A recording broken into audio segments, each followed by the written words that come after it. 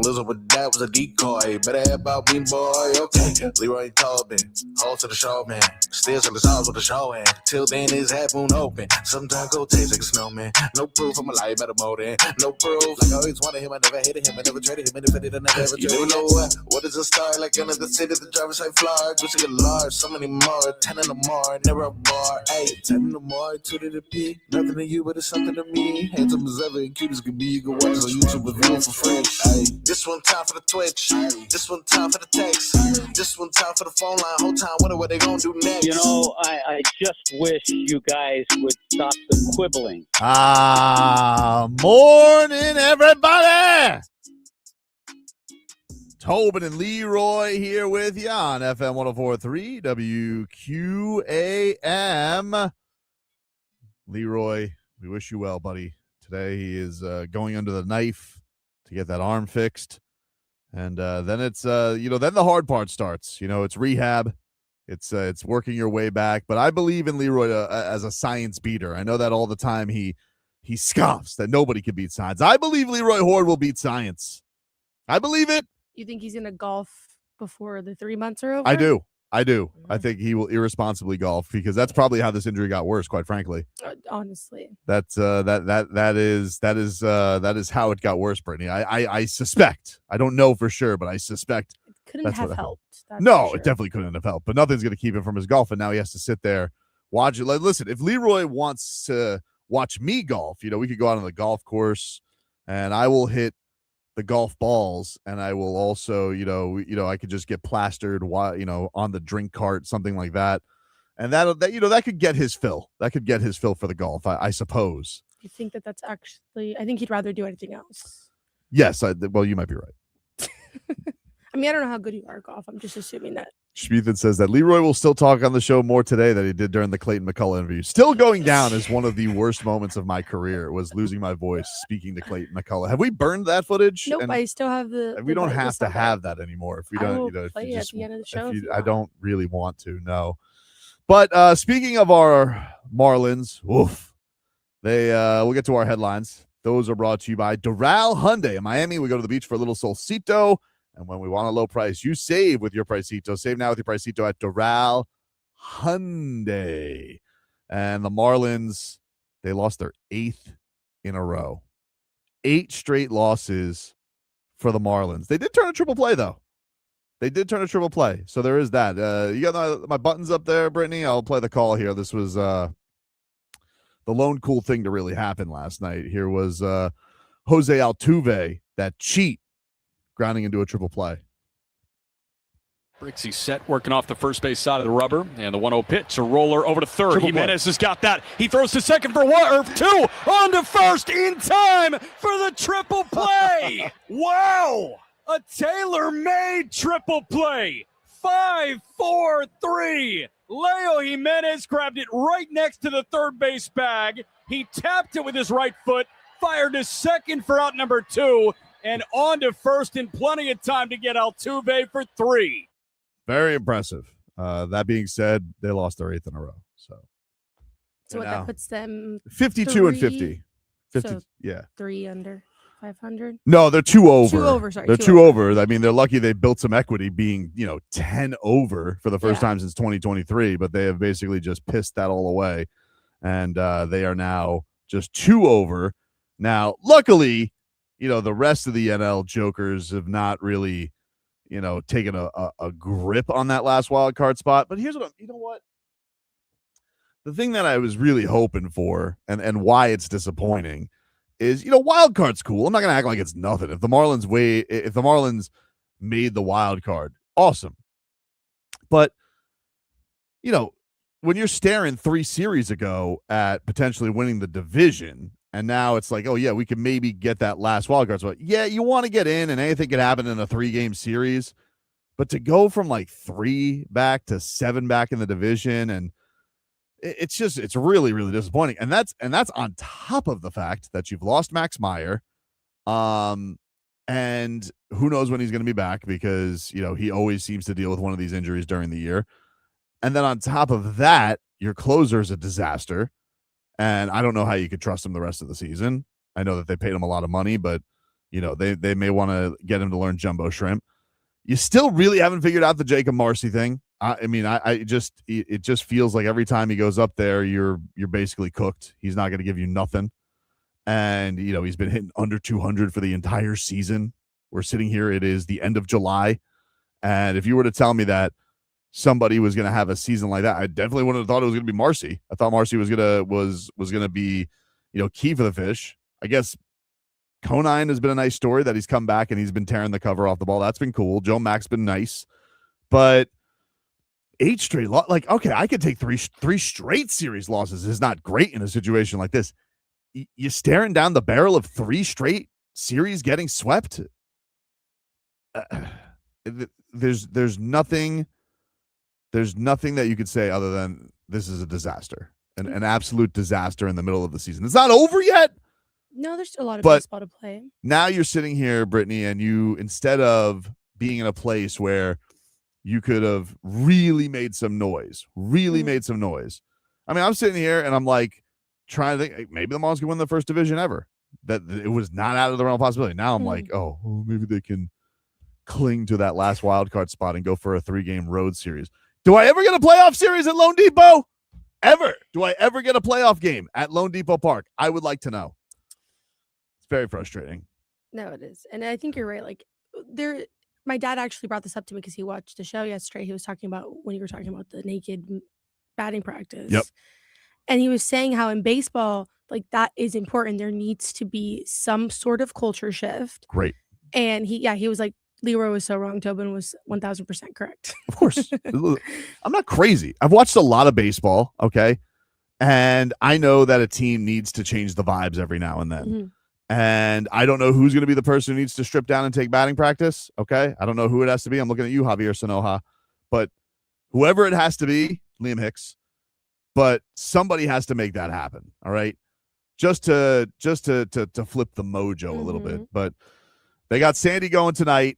And I don't know. I own you says we need to send Marcy down. No, he needs to learn jumbo shrimp if this keeps up. Like they've done it with everybody else, and I get it. He plays a nice center field, but let's be real about it. Like this guy he came up last year. We're like, oh, the Marlins they got one in Jacob Marcy. And I don't know when it gets to the point where you're like, we need to find somebody else out there. Now maybe they just feel like his defense is worth it. Okay. But this has been a rough go of it. So I don't know if like they could shift things around. Maybe when Owen Casey comes up and put somebody else out there, maybe have Sanoja play out there. But he's been rough. It's been a rough go of it for Jacob Marcy all season long. It really, really has. Outside of like, I don't know. It's rough though. It's rough. Back at it tonight. 8:10 is your first pitch, and 7:30 you can get Marlins on deck. So we will check that out for everybody. Okay. So in the meanwhile, let's hear with Clayton McCullough. This is what he had to say after the game. And the Marlins skipper, does he have any answers for me? Clayton, I guess we'll start broad here. What did you think tonight collectively, effort-wise, from your team? Effort is not something that I've questioned. And, well, this group, they kept going. And, unfortunately, we shot ourselves in the foot a couple times there in that, that 5th inning and extended the inning. 5 outs is, tough to give opponents extra outs, and they were able to capitalize on that, but certainly not from a lack of effort. Does the 5th inning sometimes when you're sputtering, does it feel like here we go again kind of thing in the 5th inning? I don't think so. No, we've dug ourselves into this spot, and this group will dig ourselves out. What was challenging with Imai today? I think the slider was good, and we certainly chased a lot down below the strike zone today, on that particular pitch. So, credit to him, for that, for getting us to be able to, expand down below. Your assessment of Tyler. There you go. That is a little bit of Clayton McCullough yesterday after the game. He's got nothing. He's got no answers. Yeah, that sounded like a whole bunch of nothing. He's got no answers. He's got nothing. But I do feel like he is one of those managers. Of what? Who like just dances around.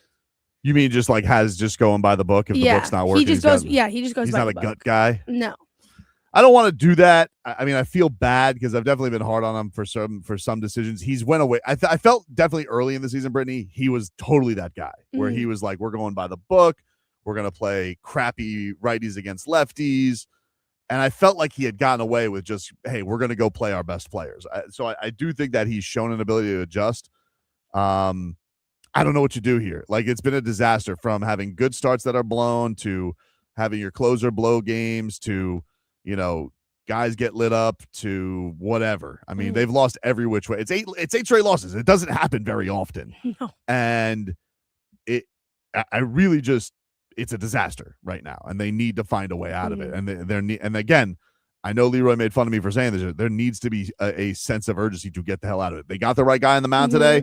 Hopefully Sandy can go out there and stop the bleeding. But if he loses and you're coming in here and you got San Diego, who's not having that's the other thing is there was a big question of, hey, did the Marlins, did they build up their record against mediocre teams? Yeah, maybe, but it's not like they've lost to a ton of great. They lost to Milwaukee. Milwaukee's a great team. Milwaukee's a really good team. But Cleveland, they're okay. They're pretty good. They're right there with your record that you have now. Houston, not having a great year. San Diego, not having a great year. But you got Philly coming in.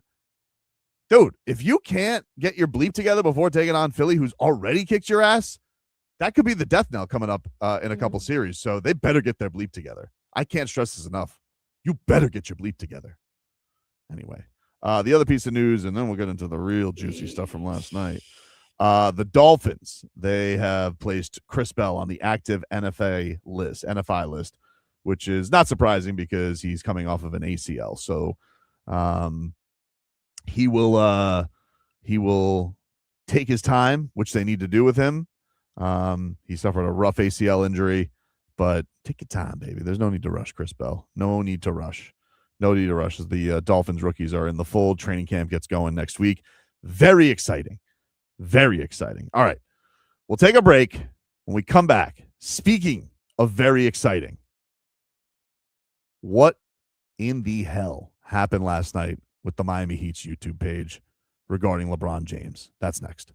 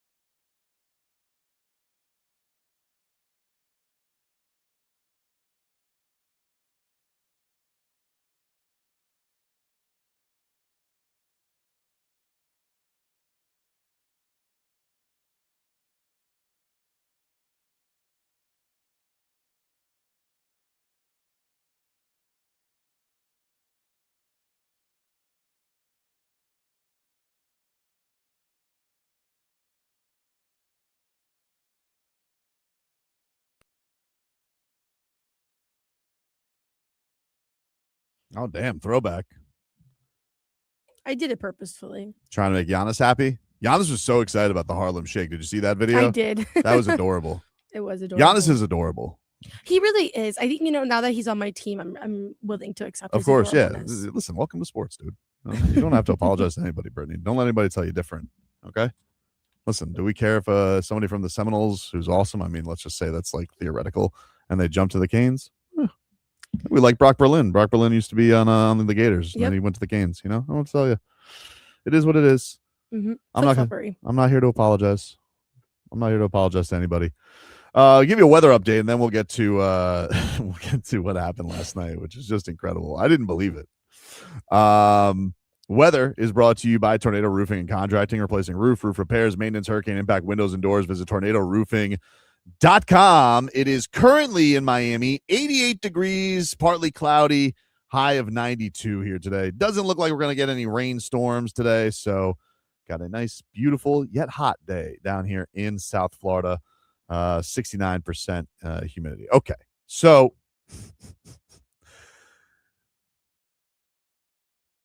last night I was perusing Heat Reddit and I saw this. I didn't believe it. I kind of dismissed it, Brittany. I was like, I'm looking at my Heat Reddit. Heat Reddit's one of my favorite places to be. Now, mind you, I am locked out of my Twitter right now, which is very annoying. So I only have a browsing account, which is basically just. You're still locked out. I was wondering. Oh, I'm locked out. They're like, check back with us in 7 days. I'm like, how about double middle fingers? Just like, are you kidding me? What kind of website is this? 7 days. It's ridiculous. What is it? Would you like me to mail my identity? You could get that in 7 days. I could get that to you.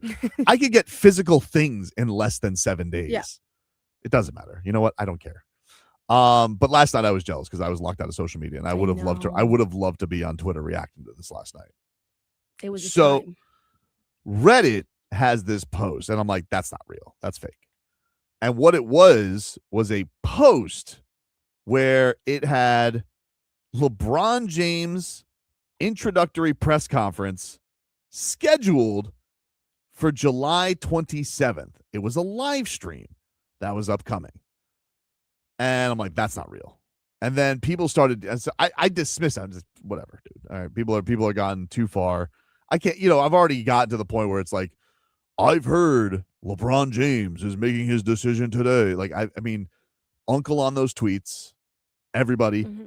So I just, I think we all had a little bit of LeBron fatigue after he didn't make his decision on Monday. We're like, when it happens, it happens. Okay. That's where I was at. So I see that. I'm like, that's fake. And then I just start getting bombarded with DMs last night. People are hitting me up on Instagram. Hey, you see this? You see this? You see this? And they're all sending me different screenshots. Mm-hmm. They're sending me like, some guy has it on computer, some guy has it on phone. I'm like, whoa, okay, I guess I got to look into this. And then the real crazy thing is somebody had last night, I don't remember if it was like Heat Central on Twitter, but somebody had the link and you could click the link and it like pops and then like slowly like will, and then it goes private. It's kind of like they tried to take it off. I don't know what to make of it. I don't know what to tell you guys. The Heat, they had given a statement to Anthony Chang was the first guy, I believe, who got a comment. Shams has gotten a comment that this was a mistake by somebody in the social media department in anticipation if LeBron James were to choose the Miami Heat. If that were to happen, they just happened to schedule for the possibility. Now, this is where my bulb leap detector goes off. And I love you guys. Listen, everybody knows in that department. Everybody knows. You guys know I love you. It happens to the best of us. We've mislabeled podcasts. We've put curses over the air. We've all made mistakes, okay? So everybody who knows. I love this, first of all. I don't think anybody deserves to be fired over this. I don't think anybody deserves to lose their job over this because this is good news. I don't know why we're all upset. LeBron James. This is the first smoking gun that we have that LeBron James is choosing the Miami Heat. And is it good news? Oh yeah. First of all, like anybody who thinks if LeBron James made up his decision, Brittany, okay, let's say theoretically LeBron James gives the call last night to Riley. He goes, "Hey, I'm going to make my decision tomorrow." Riley gives the call to whomever, and they, let the people know who let the people know, right? You're telling me LeBron James is going to go change his entire after mulling over this decision for weeks. LeBron James is going to change his decision because his press conference date got leaked. Why? He's a free agent. Who cares? He's not like, it's not like he left a team. Who's he offending? You know what I mean? Himself, his ego. It's great news. Yeah, I get you. But like, I think it's a funny thing. I think it's funny. I think you're LeBron James, you make a joke about it right out of the gate on Monday when this press conference obviously is. It's So obviously you on actually Monday. think that this press conference is happening on Monday? Brittney, I'm sorry. And it just, you just don't do that. As somebody who posts on social media and posts live streams and posts all this stuff, who the hell schedules something for a maybe? Nobody on top of nobody. I 1000% agree with you. And I also think that at 11 o'clock at night, what social media person is testing the waters of this YouTube? Like at 11 o'clock at night, like you have a whole work day ahead of you tomorrow. Right. That to me shows that you were scrambling. You're kind of putting pieces together. You just got this news. You're trying to figure things out. And that's how things slip through the cracks. Now, I will play devil's advocate here Okay. and say it is standard procedure for news outlets and these types of organizations to prepare for case scenarios where these players are, or this big news is going to hit, you know, as like, I remember going to school and they teach you, like, you have a skeleton, Sure. I saw that draft on the side Mhm. and you keep it there. So that way, once the news breaks, it's like you're immediately posting that. And it's a hypothetical thing. Sure. I saw a lot of that argument yesterday. Barry Jackson put out that argument. I know Ira has been on here and he's talked about, I have drafts for each story. Here's the problem with that. Okay. There is no other scenario to have. Like you would, like those types of things they're talking about, like ESPN probably has packages to go already. Yeah, Of they do. LeBron goes to the Heat, LeBron goes to the Warriors. They have All the them, of images, course, yeah. because they have to be a breaking news entity with a lot of options on the table. The Miami Heat, there's only one scenario you're having a press conference for LeBron James, and that's if you're getting LeBron James. No, it's hard for me because the thing is I don't want to hype myself up and get excited You should. and then just be disappointed that it wasn't true and that they were telling the truth and it was just practice and a test for the hypothetical possibility that LeBron James comes to Miami. I can't, like, the way in which I jumped out of my bed last night when I saw this news Yeah. and I called like everybody I knew and I was like, are you guys seeing this? Like, this is crazy. And the cover, there's no other option. The Heat don't have a press conference if he goes to the Warriors. There's not a Pat Riley press conference that says, hey, we didn't get LeBron James. So, no, that doesn't pass the smell test to me. It's okay. I get you have to do something. Now, here's the funny thing. Now, I don't know what to do with it because this could go a lot of different ways. People today have gone on LinkedIn and they went to the Miami Heat job application. No, they didn't. I swear to God. No, they didn't. Swear to God. And the Miami Heat have listed 2 openings on the jobs. Oh, God. A director of YouTube strategy and a junior social media content creator. And this was another one. I had to go check that it was real because I saw this. I'm like, that's And not it is real. That's real. Now, That's so bad. for the record, this has been, these got reposted yesterday about 18 hours ago. Now, you said 11. This kind of leaked a little earlier than 11 when it first hit the internet. Yeah. I don't think it was 18 hours ago. I don't know. So it could just be a coinky dink. But I will say, here's the thing. Whether they either need someone. Now, nobody should get fired over this. I just want to say, I want to shake that person's hand. Whoever did this, I want to shake their hand. I want that person, put them up at the rafters to me. But what if they're wrong? They're not wrong. Oh my They're not gosh. wrong. No. What if it's not true? We're getting LeBron James. I don't know what to tell you. If Leroy was here, you're We're getting LeBron James. I don't know what to tell you. We're getting LeBron James. This just I feel confirmed. like I'm aiding and abetting a criminal because I unfortunately am too much of a Heat fan to not be excited about this. I don't know what to tell you. Like, we're getting LeBron James. Like, the Heat just can. Like, you want to know why everyone? You want to know why they're pissed? Because like, oh no, they know we're getting LeBron James now because we're getting LeBron James. And this goes 2 ways. Either the Miami Heat, unfortunately and wrongfully, let go of that person. They shouldn't have done that. Or that means they don't have people doing the right job doing that job. Yeah, Because that's here's true. the funny thing. here's the funny thing. People are going to blame an intern on this. Let me tell you something right now. No intern is handling that kind of. It's not even that, Brittany. You want to know what it is? And this is the facts of it.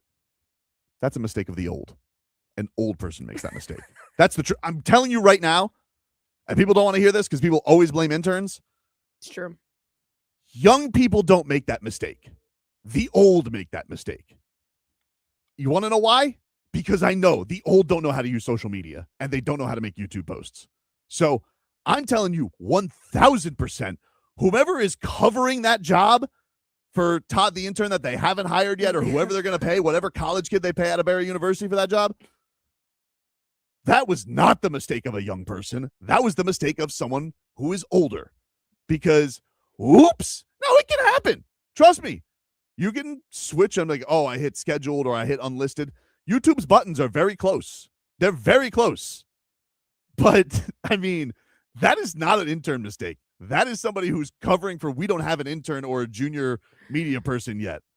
So I'm telling you right now, dude. And also, like, what junior media person or intern is handling something as serious as a LeBron James press conference? Well, it's not serious. Like, honestly, that is what you should, that's basically like, hey. That's really serious. In my opinion. That's a lot of sensitive information. It is sensitive information. That's fair. Which is why, again, I think this is a mistake. That's what I'm saying. Like, it has has to be somebody.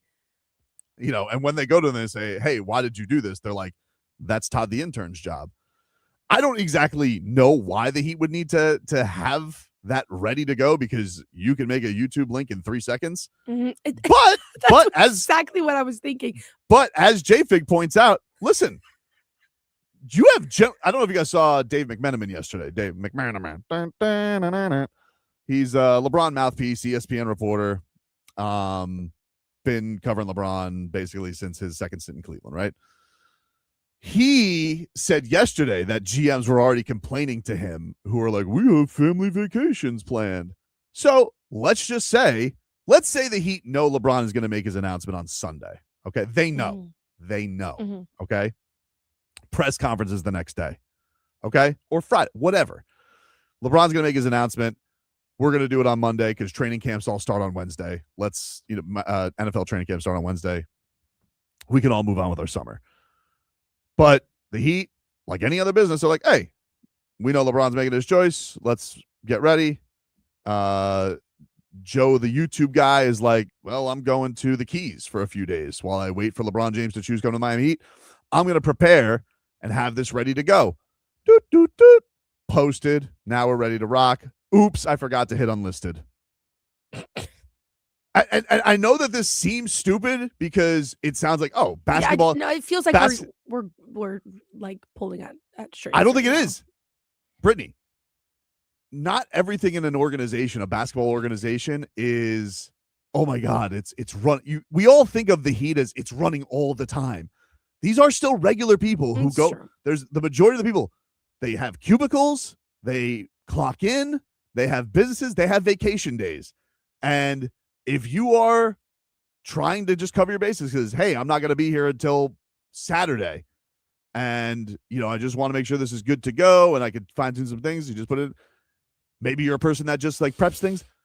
I could easily see this happening after they get news that LeBron is coming to the Heat. So, hey, I want to shake that person's hand again because we're getting LeBron James. I don't know what to tell you guys. Like, if you need more confirmation that we're getting LeBron James, I don't know what else other than LeBron just saying, hey, I'm going to Miami. You got me. Got me. I don't know. It's hard. I can see both sides of it. That's the problem. It's like I can see that it's a mistake and we are getting LeBron, but I also can see where there is just an over preparedness happening. And there was still a mistake on that end. Because, like, my thing is like, LeBron famously didn't tell Miami that he was going to go there in 2010. He told them the day of, like, an hour before he went and made the decision on TV. I've heard that argument, too. Here's the other thing. This is why that doesn't pass the smell test. Again, this goes back to this. And this is why I don't think it's going to scare off LeBron. When LeBron had the decision, there was going to be genuine consequences of hate for that decision. Mm-hmm. Cleveland was and was going to be furious. Okay. Mm-hmm. It was going to have a bad reaction for people. He's not. He may get some of that from Cleveland. I know that there's some radio hosts who are like, LeBron. Grow up, all right? Go get a binky, get a Snuggie, calm yourself, and go watch Shedeur Sanders tape, okay? You'll be fine. You had LeBron twice, all right? You won a championship, all right? Everybody up in Cleveland needs to calm down. There's no fan base he's really going to anger if he lets them know, hey, because you know what I think happened? This is what I genuinely think happened, Brittany. Mhm. Well, I'm going to tell you what I think genuinely happened, but I got to take a break. Yeah. Got to take a break, and then I'm going to genuinely tell you why I think LeBron James hasn't decided yet. We'll take a break. We're back after this.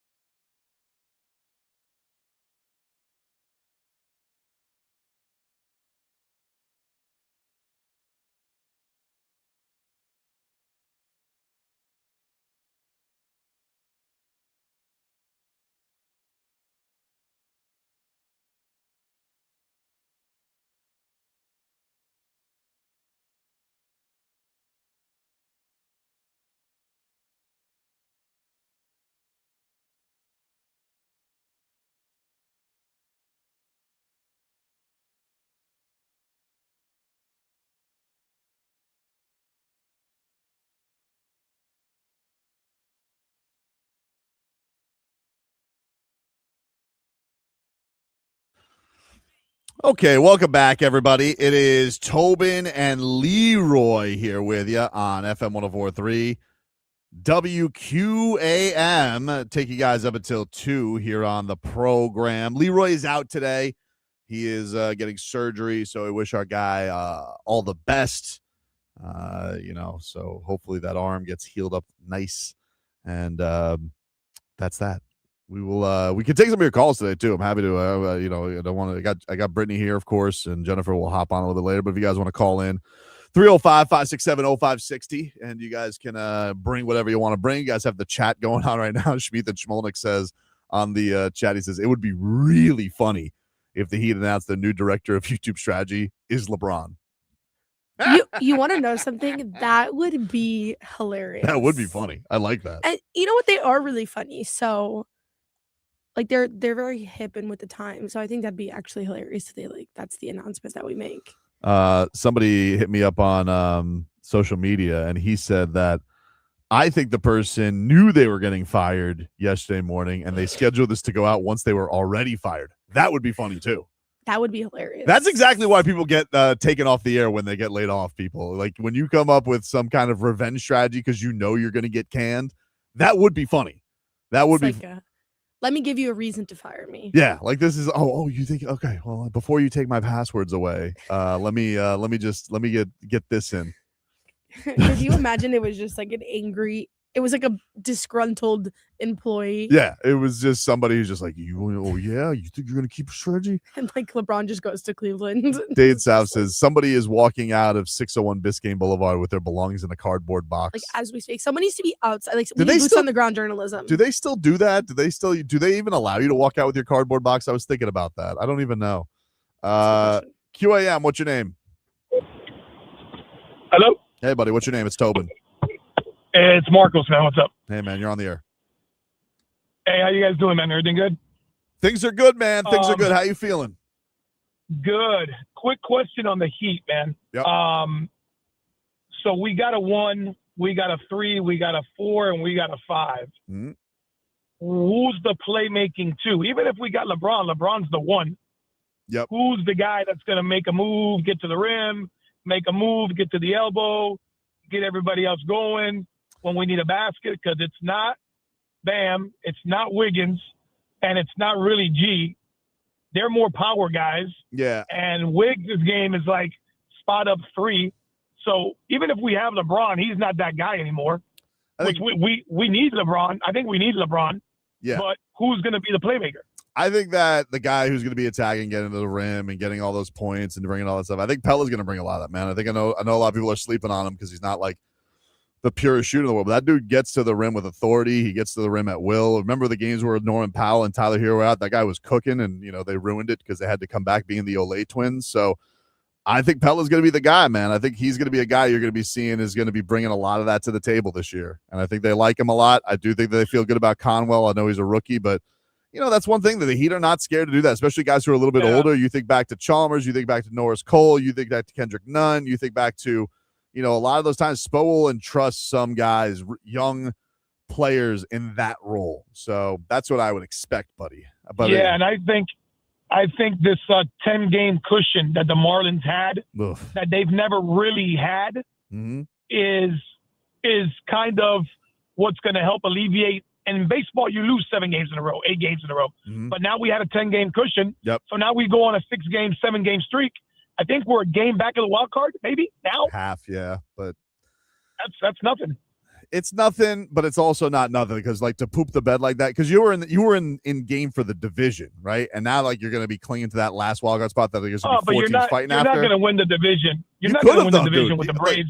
I know you say that, but like it's really they weren't that far off. Like the Braves are the worst of the division leaders right now in the NL. Like it's not a crazy leap to make. Like they got to beat them for sure because they haven't beat them or Philly. And Philadelphia owns us. Philly has owned us. That's fair, and that would have been it would have been for a huge series. But unfortunately, they're not going good right now. So hopefully they bounce back. They have a good series against San Diego and bring some juice to the Philly series. Man, I got to go. All right. I didn't know that he was going to diversify into his own version of PTI there. Crazy. Fueled by Dew says Tobin built like an adult version of James and the Giant Peach. What in the holy hell does that mean, dude? What does that also have to do with anything right now? I don't remember what James looked like in James and the Giant Peach. I remember having nightmare fuel from that show because it was like claymation, was it not? I don't even know what that is. James and the Giant Peach? It was like, wasn't it like a Tim Burton? It was a book, but didn't Tim Burton make it a movie? Let's find out. I feel like I had that VHS. James and the Giant Peach is from 1961. Yeah, but what about the movie? The film adaptation was 96, and it was produced by Tim Burton. You're correct. Boom. Yeah. I was like at Nightmare Before Christmas. It was like right after he made that, I think so. You also don't look like him in the slightest. So I didn't think so either. I don't remember. I remember him being like a little ginger boy. Yeah, he's like a little ginger blonde guy. Interesting. Shut up, Fueled by Dew. Tim, what's going on, man? Leroy. I gotta do that for our boy. But Yeah. we're getting LeBron. We're getting LeBron. We're What? getting LeBron. We're getting LeBron. Absolutely. That's not nothing. You don't just YouTube it. Oh, you were just doing it in print. Okay, dude. Oh, sure. Oh, sure you were. Okay. Yeah. Totally plausible. Quick hitter for Tim. Yeah, totally plausible. He just had to say that. Yeah, I'm glad he did. That's how you call. Ricardo just says Tim Burton can go to hell for the peach. It was nightmare because I remember it being like a rotten peach. So he lived in the peach, Brittney, and like I remember there was like worms and stuff like that. Like he tried to live in the peach, and then like eventually he had to like eat his way out of the peach, something like that. It was nightmare fuel. I'm telling you. Well, did you ever see Coraline? Is that a Tim Burton adaptation? I don't remember. I'm not sure. JFig says Tim Burton always high when he writes. Didn't write. Well, Tim Burton didn't write the book, but yes, I'm sure he was high when he made Nightmare Before Christmas. Is that a Halloween movie or a Christmas movie? Because I don't think I've ever seen it. It's a Christmas movie. It's a Christmas movie? Yeah. It's not a Halloween movie? No. Interesting. I've never thought about it. I don't think It's a really controversial topic, by the way. I don't think I've ever Some seen people it. think it's a Halloween movie. Some people think it's a Christmas movie. I don't think I've ever seen it like cover to cover. I don't think I've watched the entirety of Nightmare Before Christmas. But Tim Burton, yeah, I mean, there's no way you make movies like him and you're not high as a kite. That's just the facts. But James and the Giant Peach, I was not a fan. Everybody's got those. I got those weird things as like a kid that like traumatize you. You got any of those cartoons? Remember those weird elephants? Was it Woozles with Winnie the Pooh? Hated those things. What? Nightmare fuel, dude. Yeah. You know, we also were children at different times. Oh, I'm telling you. So like Winnie the Pooh, he was high as a kite, and he'd have Leave these him nightmares. alone. I love Winnie the Pooh. I have nothing against Winnie the My Pooh. nursery was Winnie the Pooh. I have nothing against Winnie the Pooh. That's why I'm surprised you never heard of the Woozles. But I'm telling you, like the Woozles were like these scary creatures, nightmare fuel for a little Tobin. Didn't like it at all. Right there, with I just looked them up. scary. I don't like it. They just had like patterns. No. Winnie the Pooh. Oozles. Yeah, they were just like these animals with patterns on them. They were like Gungan patterns. Yeah, and that what was it like? Yeah, Heffalumps. I don't know. Whatever. I've never seen that, but also that particular cartoon came out in 1962. I'm telling you, dude, not cool. Don't like it. QAM, you're on the air. What's your name? I'm Daffy. What's up, handsome? What's going on? I just heard Brittany say that she loves Winnie the Pooh. Mhm. I got bad news for her. That license had expired, and they turned that to a horror movie. Oh, Winnie the Pooh, Blood and Honey. Blood and Honey. Did you ever see that? Yeah. I've never I heard think of it's on that. Peacock right now. Yeah. If you Google it, you'll see. They turned it to a horror movie because the license expired. You're allowed to do whatever you want with once it gets to a certain point. You could it's free reign into the creative atmosphere. Exactly. Blood and Honey, what's going on right now in the social media department? know what that is. What's going on right now? I don't know why anybody's upset. We're getting LeBron, dude. We're getting LeBron, handsome Daffy.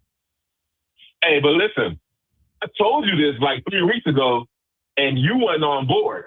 I called you with a hypothetical about us getting LeBron. I didn't think it was going to happen. Dude. Sure. I didn't think it was going to happen. But you know what? When I went to that Giannis press conference, man, things changed. I think I was like, oh, I didn't see Pat Riley with that pep in that step, making jokes, bringing out and out. Like, he didn't say things by mistake, dude. It's just not Pat Riley's way. Air traffic control, Pat. He's landing planes. Love it. I love it. He's gone from the high seas to the high skies, dude. He has. It's beautiful. Still a captain, but he's landing the plane. Unfortunately, he's got a crew member that just sprayed soda over everybody. No, that's Captain, I'm sorry. I just he's like, what's wrong, Ron? There a problem? Somebody need an extra pillow in row 1? Yeah, I just accidentally dropped the soda, and then like they opened the can and sprayed right in their face. Like, you kidding me? I'm almost home. Crazy, man. All right, I will give you the reason though why I think LeBron James delayed his decision. I didn't get to that. I will get to that. If you do want to call, I'll still take your calls, 305-567-0560, and we'll take a break. More to come. We're back after this.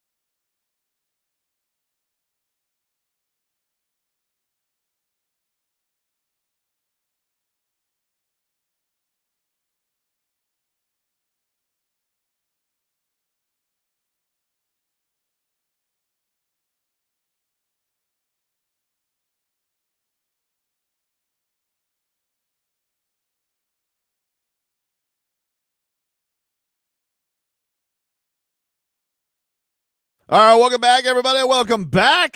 It is Tobin and Leroy here with you on FM 104.3 WQAM. Take you guys up until 2 here on the program. I spent my break doing one of my favorite things, which is animals on social media. And one of my favorite things is massive kangaroos. Really, any type of kangaroos. I love kangaroos, dude. One of my favorite animals. I love kangaroos. You ever go to the Brevard Zoo, Brittney? I don't know what that is. You never been to the Brevard County Zoo? It's like in Central Florida, like Melbourne. Nope. It has a really good kangaroo exhibit. I actually haven't been there since COVID, but you kind of get to walk in the pen amongst the kangaroos. That's your dream. Oh, it's great. And they have all kinds of big kangaroos, little wallabies. I mean, just adorable. I think if I were to have any pet animal that was a little bit weird, I think kangaroo would be my choice. Aren't they dangerous? Yeah, not mine, though. He would be my best friend. He would be my best friend. You wouldn't be worried about him turning his back on you? I don't know. Like, maybe I'll get like a mini size one. You know how people get like toy sized dogs? Like, I'll make sure he's only wallaby size. Mm-hmm. You know, Rocco's Modern Lifestyle. Did you ever watch that cartoon? No, I've never heard of that. It's a little past your day and age. QAM, you're on the air. What's your name? JM. What's up, man? You're on the air. Yo, all I know is that he's coming to Miami. He's coming to Miami, dude. We're getting LeBron. That's it. We're getting LeBron. That's it. We're getting him. We're getting him. Know. We're getting LeBron James. We're getting LeBron Yes, James. Let's go, dude. Goosey's galore. Jam's right. We're getting LeBron James. Like, I'm sorry. You guys can sit here. You can make all the statements you want. Oh, it's a mistake. We're getting LeBron. How will you pay for your crimes if it turns out that this is not the case? My crimes? What are my crimes? Because you're out here, you're getting everybody hyped up. You're telling I didn't post anything on social media. You're telling all of our listeners on live radio that we're getting LeBron. Okay, well, listen. Hey, if you guys are just tuning in, I don't know for a fact that we're getting LeBron James. Allegedly, we're getting LeBron. Okay, I'm sorry. I will retract. I'll roll back a little bit. For those just tuning in, the Miami Heat, they leaked last night. Oops! Heavens to Betsy. They leaked that they're having a LeBron James press conference on Monday. They put a YouTube link out there, and then they're like, oh, no, because they didn't unlist it. And then they were like, oh, no, everybody saw it because it's 2026, and you can't put anything on the internet. And I'm just sitting here, and I'm like, that means we're getting LeBron James. You can put all the statements you want out. That's cool, but we're getting LeBron James. That's it. He's coming to the Heat. What's worse, though? Like, we have to ask ourselves this. What's worse? Is it worse that it was a mistake and we don't end up getting LeBron? Mm-hmm. Or that it genuinely was a leak and we still get LeBron? Oh, if it's a leak and we get LeBron, it's not terrible at all. It's great. Do you think that people will forget about it? No, I think it gets joked about at the press conference. It has to. Yeah, they'll make jokes about it at the press conference. I think it's hilarious. I think they should bring whoever did that. They should bring them to the press conference, and I think LeBron should. I don't think that person is employed by the Miami Heat right now. I think they should be employed by the Miami Heat. It's really not that big a deal. Like, we get crazy about this stuff. I know that Rich Paul probably wants. He's going to make his choice. Okay, you make your choice. Like, hey, are any fewer people going to tune in to whatever platform LeBron James decides? When LeBron James decides I'm coming to the Miami Heat, are any fewer people going to be like, oh no, we already knew, bro, that the leak? No.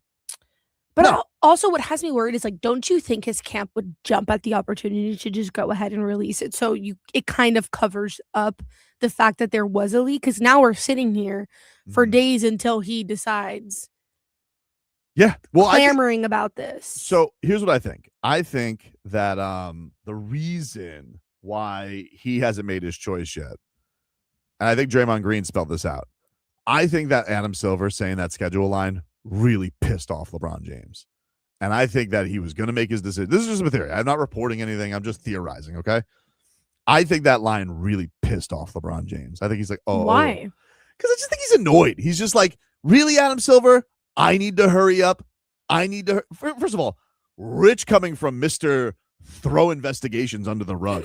I mean, he hasn't even come out with the Kawhi decision yet. He hasn't even gotten Kawhi officially traded, which, by the way, did he throw the Raptors under the bus hard and heavy when that happened? So it's just really hilarious that Adam Silver has the audacity, and may I say the audacity, to come out here and tell LeBron James to hurry up. No, you hurry up, dude. You certainly weren't in a rush to tell the Miami Heat that Terry Rozier was investigated for anything. You certainly aren't in a rush to get this Kawhi Leonard investigation done. Oh, I'm sorry. Shouldn't we know where Kawhi is playing next year? Adam Silver? Shouldn't I know if Kawhi is going to be suspended? No. Only LeBron James has to hurry up?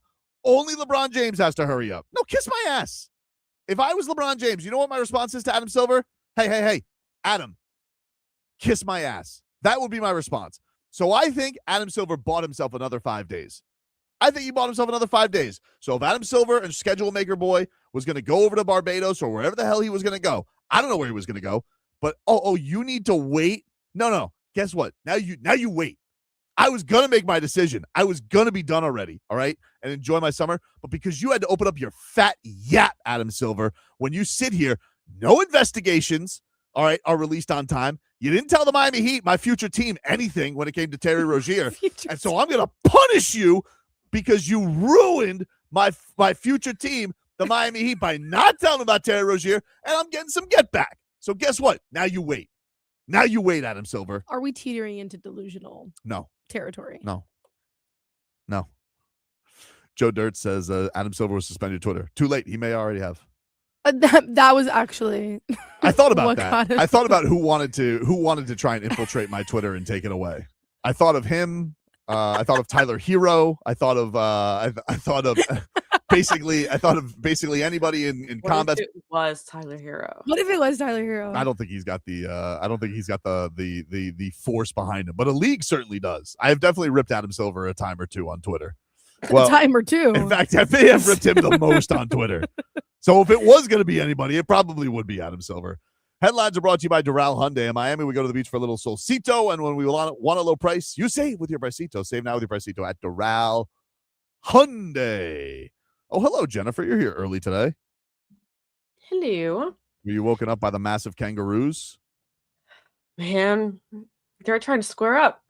Dude, this kangaroo, this is from, what was her name? Veronica Down Under on TikTok. They got these kangaroos. I mean, we're looking right now. First of all, Mario Cristobal would sign this kangaroo. Like, this kangaroo is so massive. He really looks like he could suit up at right guard for the Miami Hurricanes. Maybe not. He's only like 6'6", so maybe he's too small.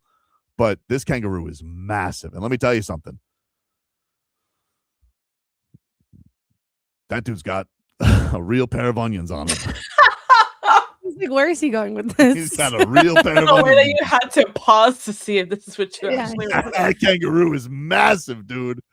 But Just hopping by. I mean, he's just sitting here like, hey, you coming and rolling up on my crew? That kangaroo will whoop your ass, dude. If you're not on YouTube right now, on our YouTube page, I recommend it because you got to check out this kangaroo. That kangaroo is enormous. That thing is terrifying. Terrifying, dude. I want to know, like, how no, they look got at his tall. arms. That is so creepy. I just got like shivers down my How are spine. kangaroos so jacked? That's a great question because they're only really using their legs. What are they lifting? So it's like, what are they doing for arm day? I don't know. But they are like, are kangaroos doing push-ups and we're unaware? It's a great question. I'm genuinely confused, but that kangaroo is a man. Jeez Louise. Imagine trying to walk outside your house. Yeah. Yeah, no. Yeah, like imagine that kangaroo is just sitting there like, Walk right back in. Yeah, like imagine Giannis is like, I'm scared of lizards. And look at this kangaroo. Australia. They're looking at us all wrong, Papa. You're looking at me, kid. Didgeridoo. Oh I mean, that kangaroo looks like it belongs at a biker bar. And like, what are they eating? I don't know. I assume eucalyptus. Is that what That's they what eat? they're trying to square up for? I don't know. Did you just pick that up? Did I make one? Yes, of course. They you eat did. eucalyptus. Yeah, it's koalas. That's definitely koalas. That kangaroo is ginormous. Jesus. By the way, Veronica Down Under just got a follow on TikTok because that's a great account. Wow. They're strictly herbivores. George, what's going on, man? Hey, how's it going, man? Man, I don't know. I think we're getting LeBron, dude. How you feeling? Yeah, I'm pretty excited about that. But listen, I got something for you. It's about the Marlins. Okay. Which, of course, I'm concerned because I'm a big Marlins fan my whole life. And I heard on the Major League Network that the Padres may be interested in packaging Manny Machado and their closer, Mason Miller. Yep. to trade him away because of salaries and stuff like that. And I think that would be a pretty interesting thing for the Marlins to look into. You know, Because they'll get a right-handed bat and a closer, a real closer. Hometown kid comes back. Ah, man. I mean, listen, I would love it, dude. I'm telling you, I've been dying for Bruce Sherman to do something. I've been talking about Mike Trout for the last few days. I'd be dying for Bruce Sherman to do something a little bit like, you know, irresponsible. You know, that's not just, cheap skis analytics. Like, show that your team, you're really about it. I think that would be massive. Do I think they do it? No. And I think that this losing streak doesn't help matters. But you're 100% right. Like, the team needs some kind of a jolt of something. Manny Machado would be awesome. I mean, that'd be tremendously fun.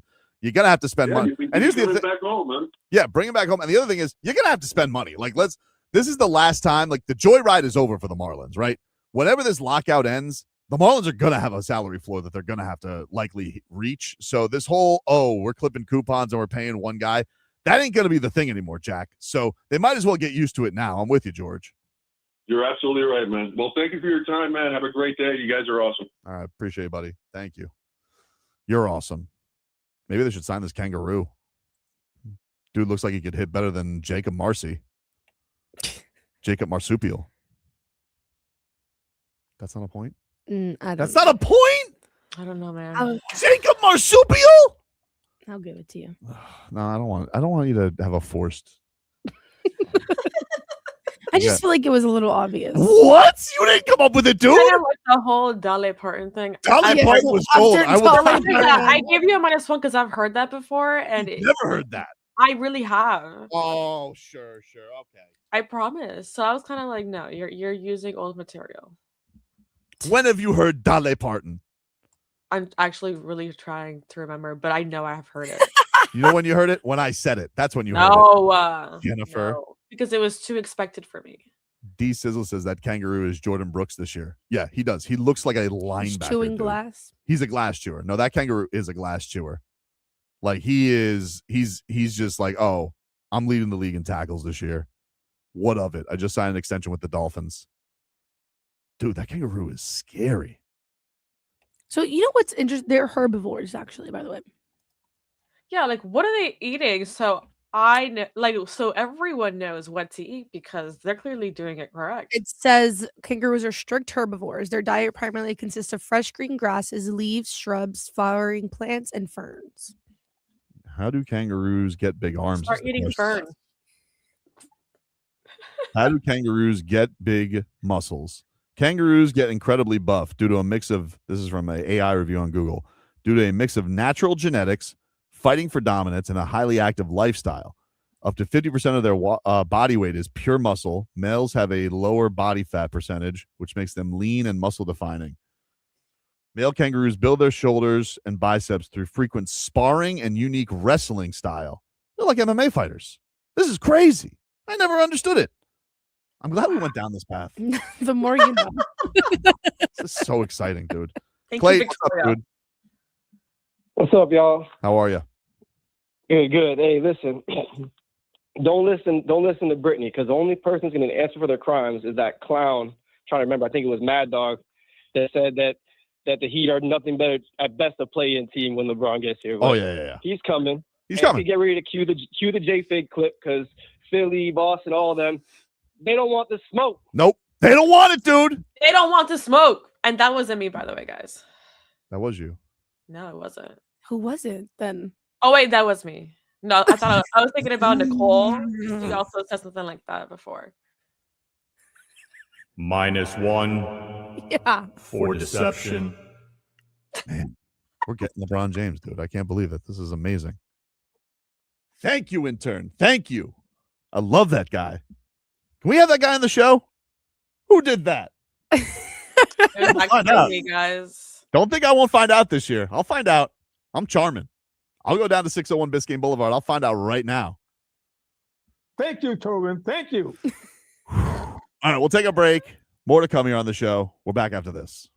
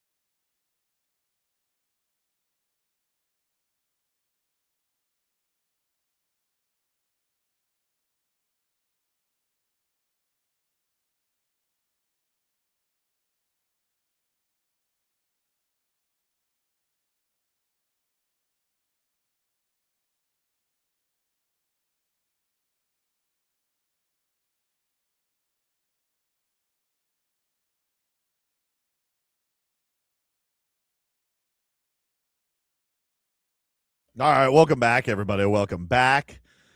Let's give you a weather update this hour. That is brought to us by our friends over at Tornado Roofing and Contracting.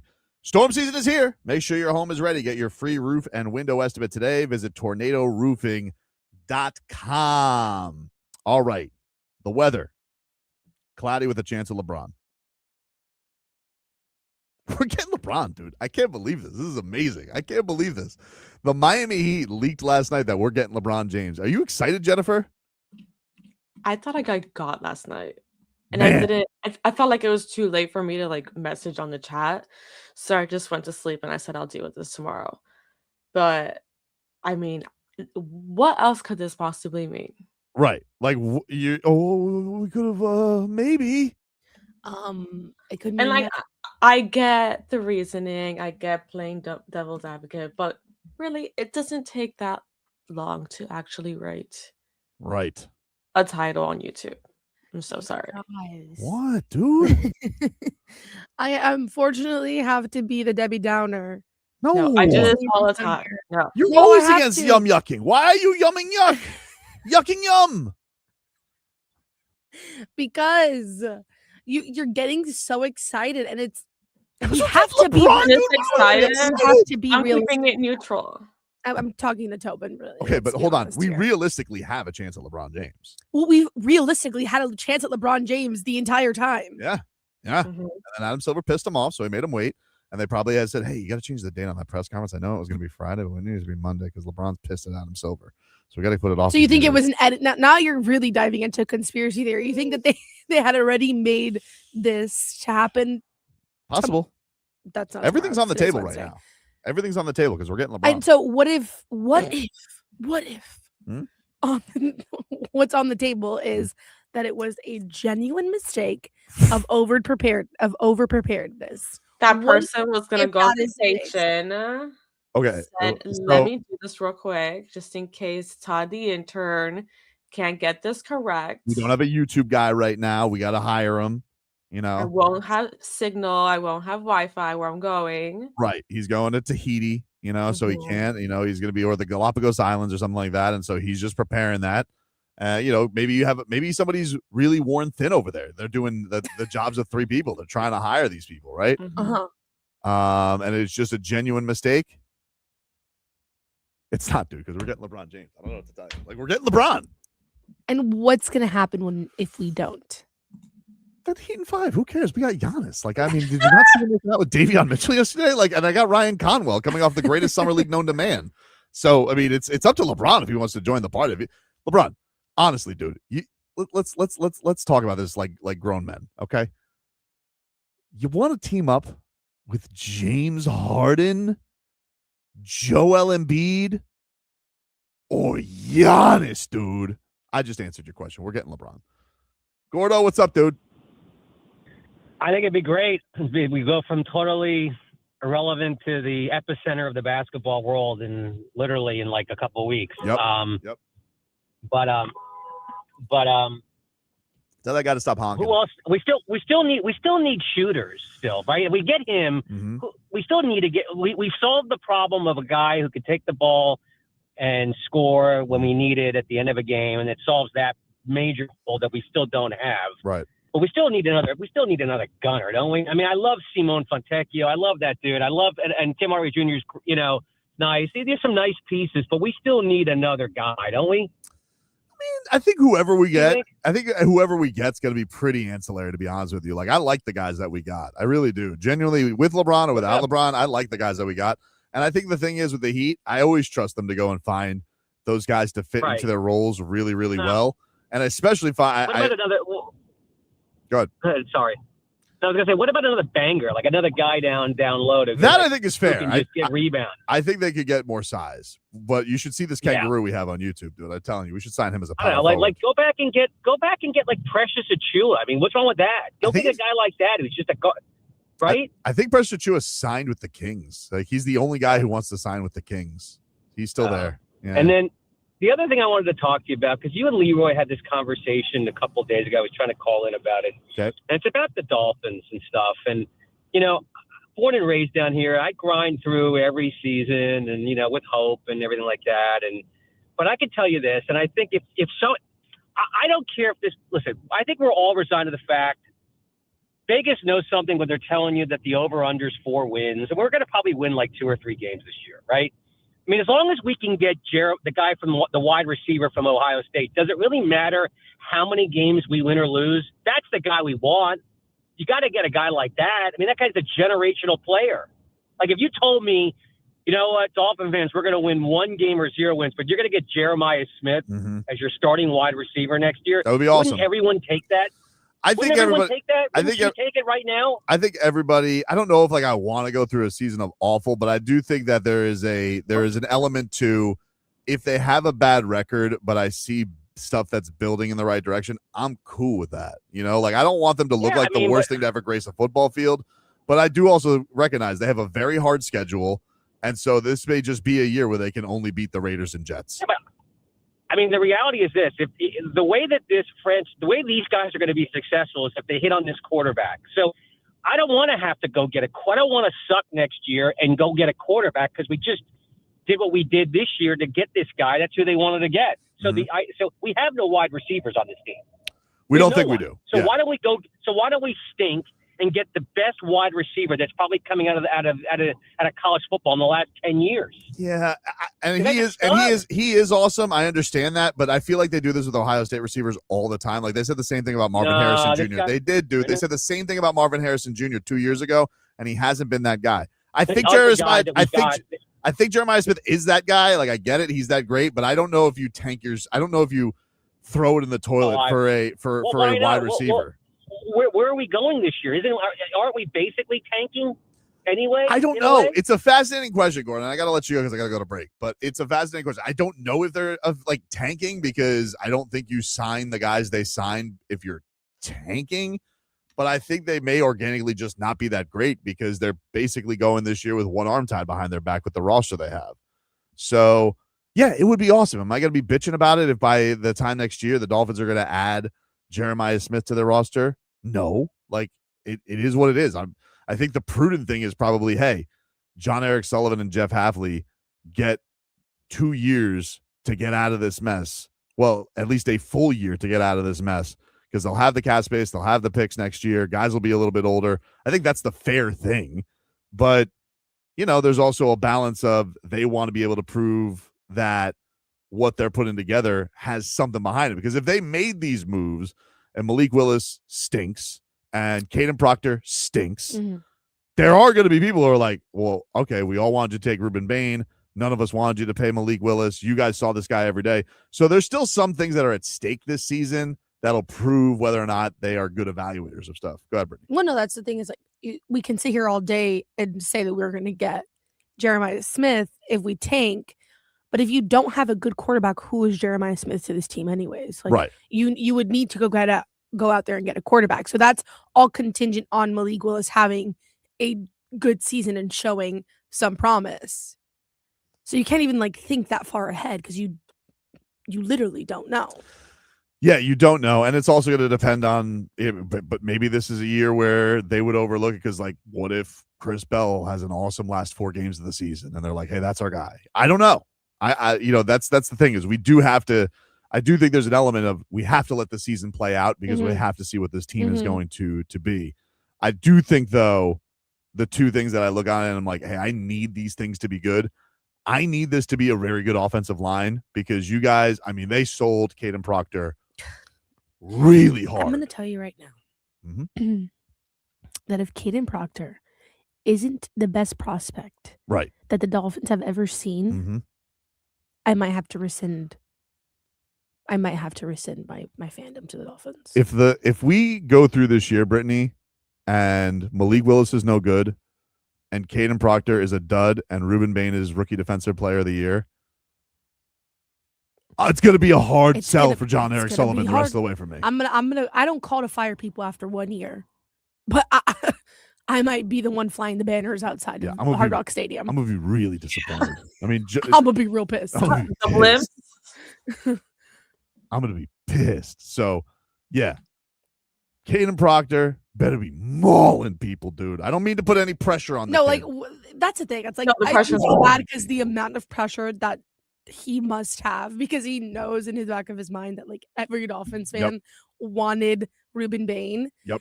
I do feel bad for him in that sense, but at the same time, It's not my fault that I feel bad. you're okay? getting paid millions of dollars. So. Right. So that's all. That's it. That's it. That's the only thing that I'm really putting of stakes is like, hey, kind of need the quarterback to look like he's competent. You guys saw this guy for 2 years. Like, please don't bleep that up. I know he's not getting paid like FU money, but still it's something. And this Kadyn Proctor better be good, dude. It's like a don't lose situation. Like I need you to be Don't lose. good.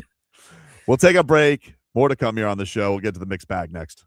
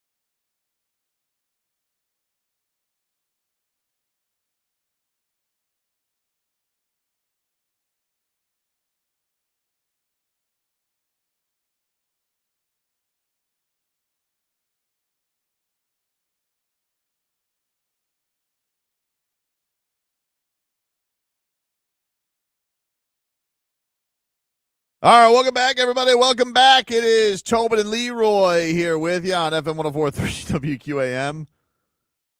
I'm getting lit up in the DMs.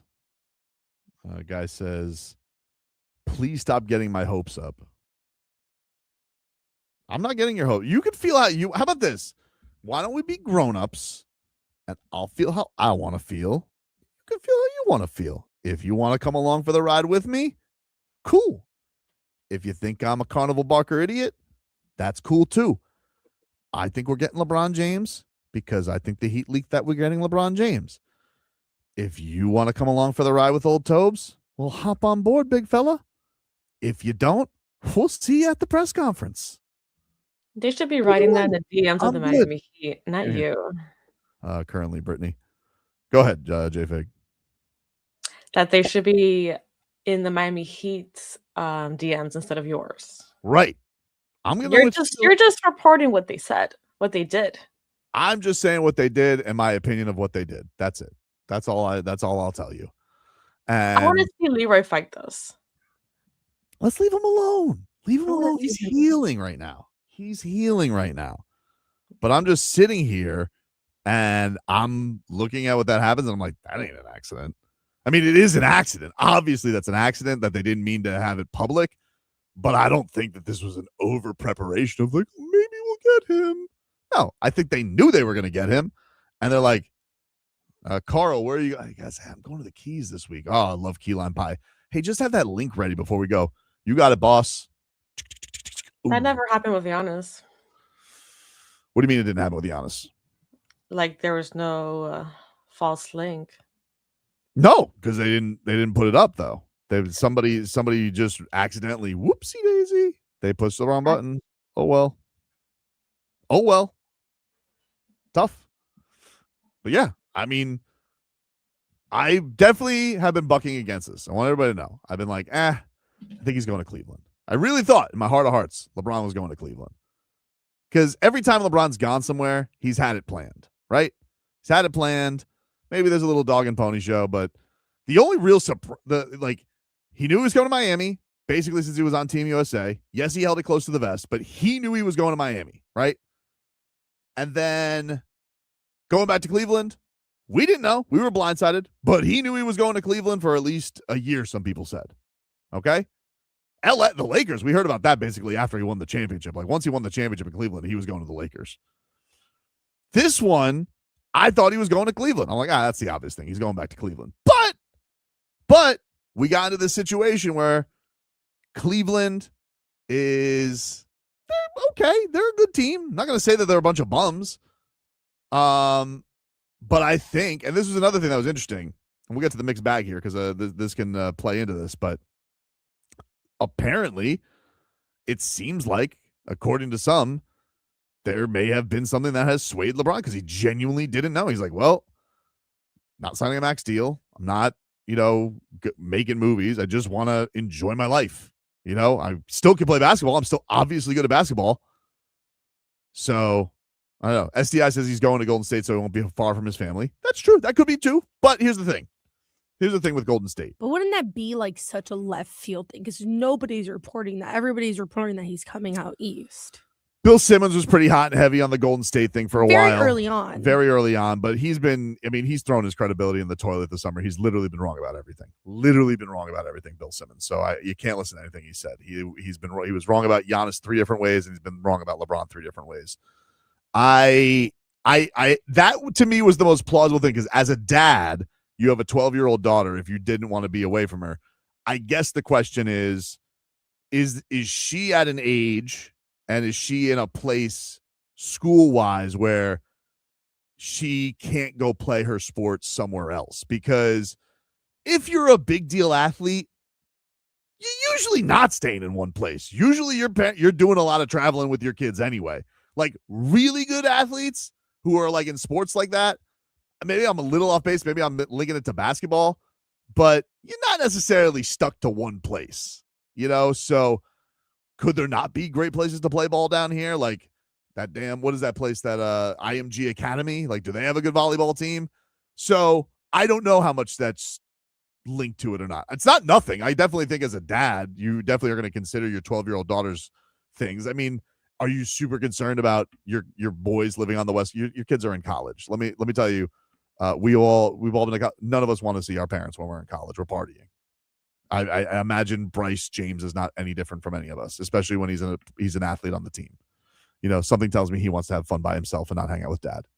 I mean, he's in Arizona anyways. Like, yeah, he's in Arizona. And by the way, LeBron James is hard up on travel. I think LeBron can get wherever he needs to get.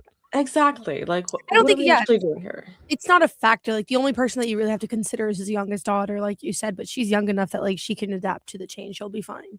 Dead South says though his daughter's role model, Asia Wilson.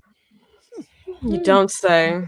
You don't say. You mean the Asia Wilson who is here all Heat season? Literally all Heat season, every single game. With who? Wow. So you mean Zuri could hang out with Asia during the games?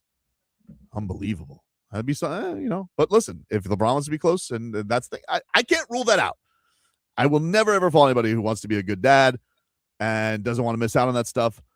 But I don't know. But who's to say what sets those people up with comfort? You know what I mean?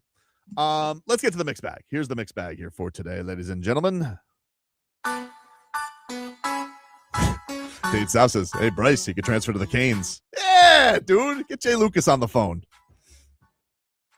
Let's have a little fun, baby. So speaking of that, here was Kendrick Perkins. He was on NBA Today yesterday, and Big Perk, he says that Rich Paul said that LeBron did have a decision, but then some things changed. I had to call Rich Paul, little snotty nose ass, and I asked him, hey, man, what is the holdup? I said, what is the holdup? Is it money? Does a team need to make a move? And you know what Rich Paul told me? He said, Perk, listen, man, this has nothing to do with money. Whatever LeBron James, the teams that are at the top of his list, they're all going to pay the same dollar amount. He's not asking a team to move anybody that's contradicting what they standing for. It's not about the money. It's about the fit. He's had his mind made up. Like, I believe that it's been a time where he had his mind made up, and then all of a sudden he's changed his mind and he's back to, the drawing board again. So I know we all are anxious and want LeBron James to make a decision. But what I got from this call from Rich Paul is that, and I understand it now, he's like, Perk, I'm not going to rush, and he shouldn't rush. One, it's not about the money. He's not forcing the teams to make any type of trades or moves. It's solely about what's the fit, what's comfortable. So I'm pretty sure at some point throughout this process that he was leaning one direction, then all of a sudden he changed his mind. He was leaning another direction, he changed his mind, and it's part of it. We're talking about arguably the greatest player to ever play the game of basketball and how he wants to end his legacy and end his legacy. Like, we all got to be patient, even me. All right. So what do you guys make of that? You think you buy that LeBron, according to Rich Paul, had his mind made up, but then something swayed him? No. I think they're just finding ways to continue to stretch it out as much as possible. I think he knows where he's going. I don't know why he's holding off. I don't understand why he hasn't made a decision yet. I theorize that it was because of the World Cup and he wanted all the attention on him. But that's over now. So I really don't understand what could have swayed his decision. His daughter. Clearly. We're going to let a 10-year-old decide where you're going to play basketball. Some people will let your 10-year-olds, like kids can sway your decisions. Like I can, as a person who has kids that age, they definitely can sway your decisions on things. What did you say? So not if you're in a Hispanic family. They don't care. Oh, that's what I'm saying. Like, JFig understood what I meant by that. Like, friends, like, I don't care what you want. I get you. I mean, my wife's cute, but kids can sway your decisions. They definitely can, but I don't think it's the end all be all. I think ultimately you got a different dad when you got LeBron James. And I do think that there is like, hey, I know this kind of comes with the territory. You're almost like being a kid of somebody that famous. It's almost like the closest thing we have to royalty. It's like when we're talking about like the royal family and things like that. So we'll see. Also on Get Up, this is their thoughts on the YouTube debacle. If you didn't see this, there's a reason I have the question mark on the end of that. The Miami Heat YouTube page accidentally, and I'm putting that in air quotes, posted a link titled LeBron James introductory press conference scheduled for July 27th. That's Monday. The Miami Heat spokesman said the club's social media department was preparing for the possibility of LeBron signing and mistakenly posted the link to the team's YouTube page. It was deleted. Is this? Wait, what's that, John? Is it a John Candy meme like that you can, or gift that you can get where he's sitting there going, "Oh sure, oh sure." They accidentally. That's what you should be putting up there right now. Oh sure. We've got a call out to Windy. We'll see if we can get him on. I mean, is this something or nothing? need answers. It seems like a very unusual thing. Certainly does, Greeny. He almost said could be something, could be nothing. Dude, I'm telling you, like I immediately feel like it could be something. I'm like, I don't think it's. I'll tell you what, it's not. It's not nothing. It's not nothing. I don't know if it's something, but I know one thing: it's not nothing. But what if it is nothing? I really I know don't know, man. I don't know. can play the sad trombone for myself. I don't mind. That being said, what if it is nothing? Nope. Mm-mm. Nope. Mm-mm.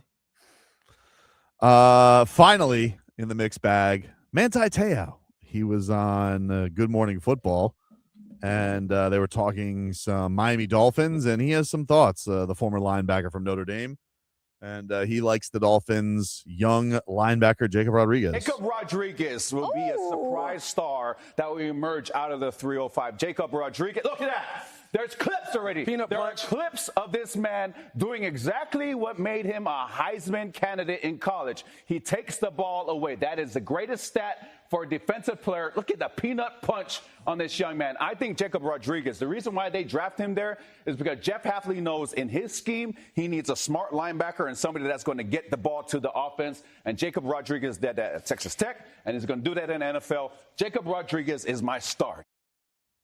I like that. I like it. I like it. All right. You know, I don't love hearing Notre Dame opinions all the time, but I'll take that one, Manti Te'o. All right. Using quite the imagination there, which you know you're used to. Oh my goodness. What, dude?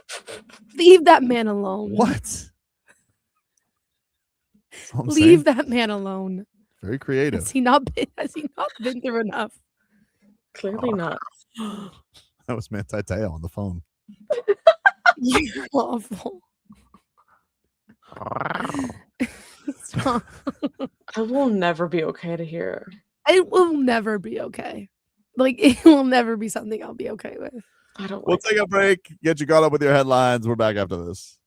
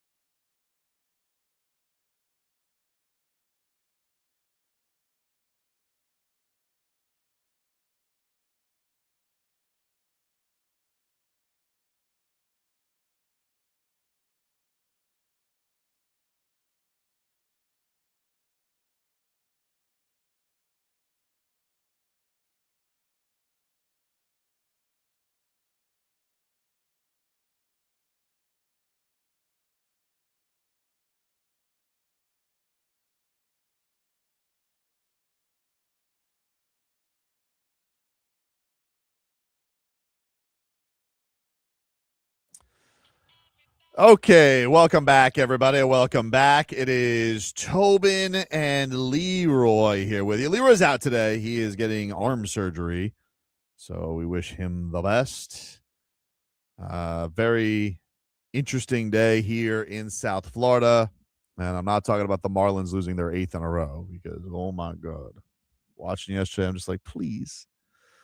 And, I mean, they got a triple play. That was cool, but, you know, it wasn't even like a am I allowed to say it wasn't even like a cool triple play? Is that like a possible thing to say in sports? Because it was like it almost looked like a double play because it was just like pick it up, bang, bang, bang, right around the horn. I mean, I don't think that like is it possible to say that? Not cool triple play is necessarily something I've ever heard before. Triple plays are a little fluky. They're a little fluky. You need like the right mix of somebody slow and them hitting it really hard with a couple of guys out there. But listen, you know, it's something. I mean, it's not. I guess I came away with it. And look, one thing that's good about a triple play, I'll tell you this much. It's a good thing that it goes too fast that Clayton McCullough can't get out there and ruin it because, I mean, he loves ruining cool moments in baseball. So that's at least one thing. How long are you going to hold on to the sometime around them, you know, stop losing, you know, every single series since that one, Brittney. You know, well, they did win the Mariners series. I'll be fair. But when will I get over Clayton McCullough taking away history from us? The playoffs, if we get there. If we don't get in the playoffs, I'm going to talk about it all season. I'm never going to forget about that. I'm going to tell you something right now. And Clayton, maybe this is enough motivation that you need, all right? Because I like you, dude. You're a good dude, and you dealt with my squeaky voice, all right? You're good people. But I'm telling you something right now, Clayton McCullough, okay? And I cannot stress this enough. If the Marlins blow this and don't make the playoffs, and we look back at you guys taking away a perfect game from Eury Perez, I'm not going to be happy. Okay, that's it. That's all I'm going to say.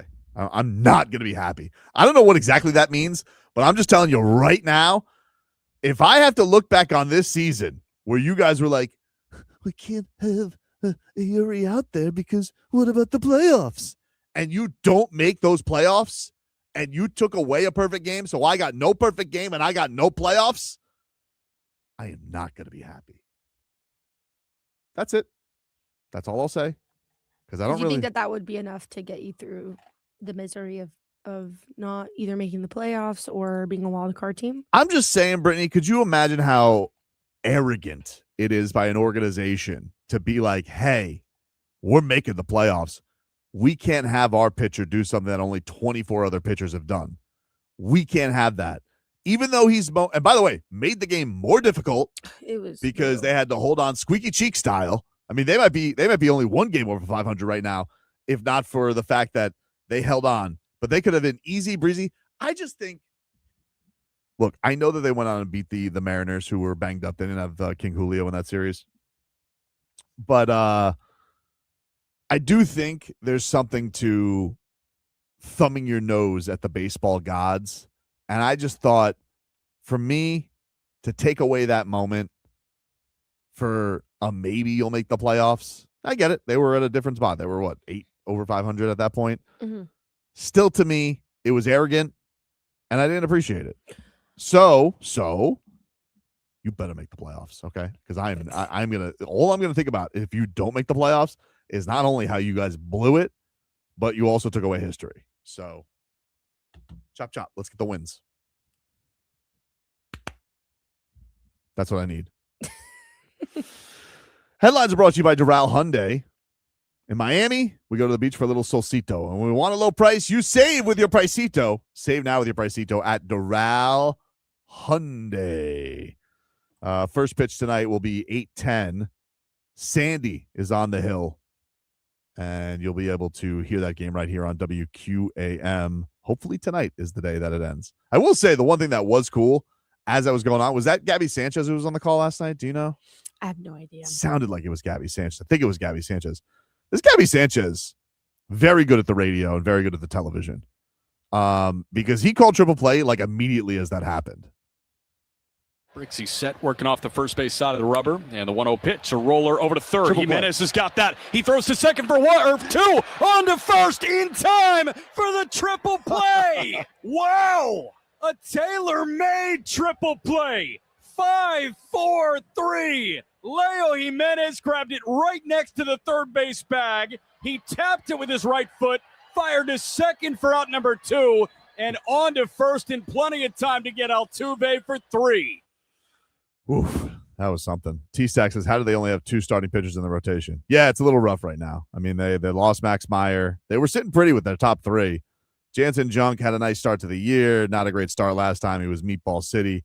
Tyler Phillips has done an admirable job, but he got pieced up a little bit too.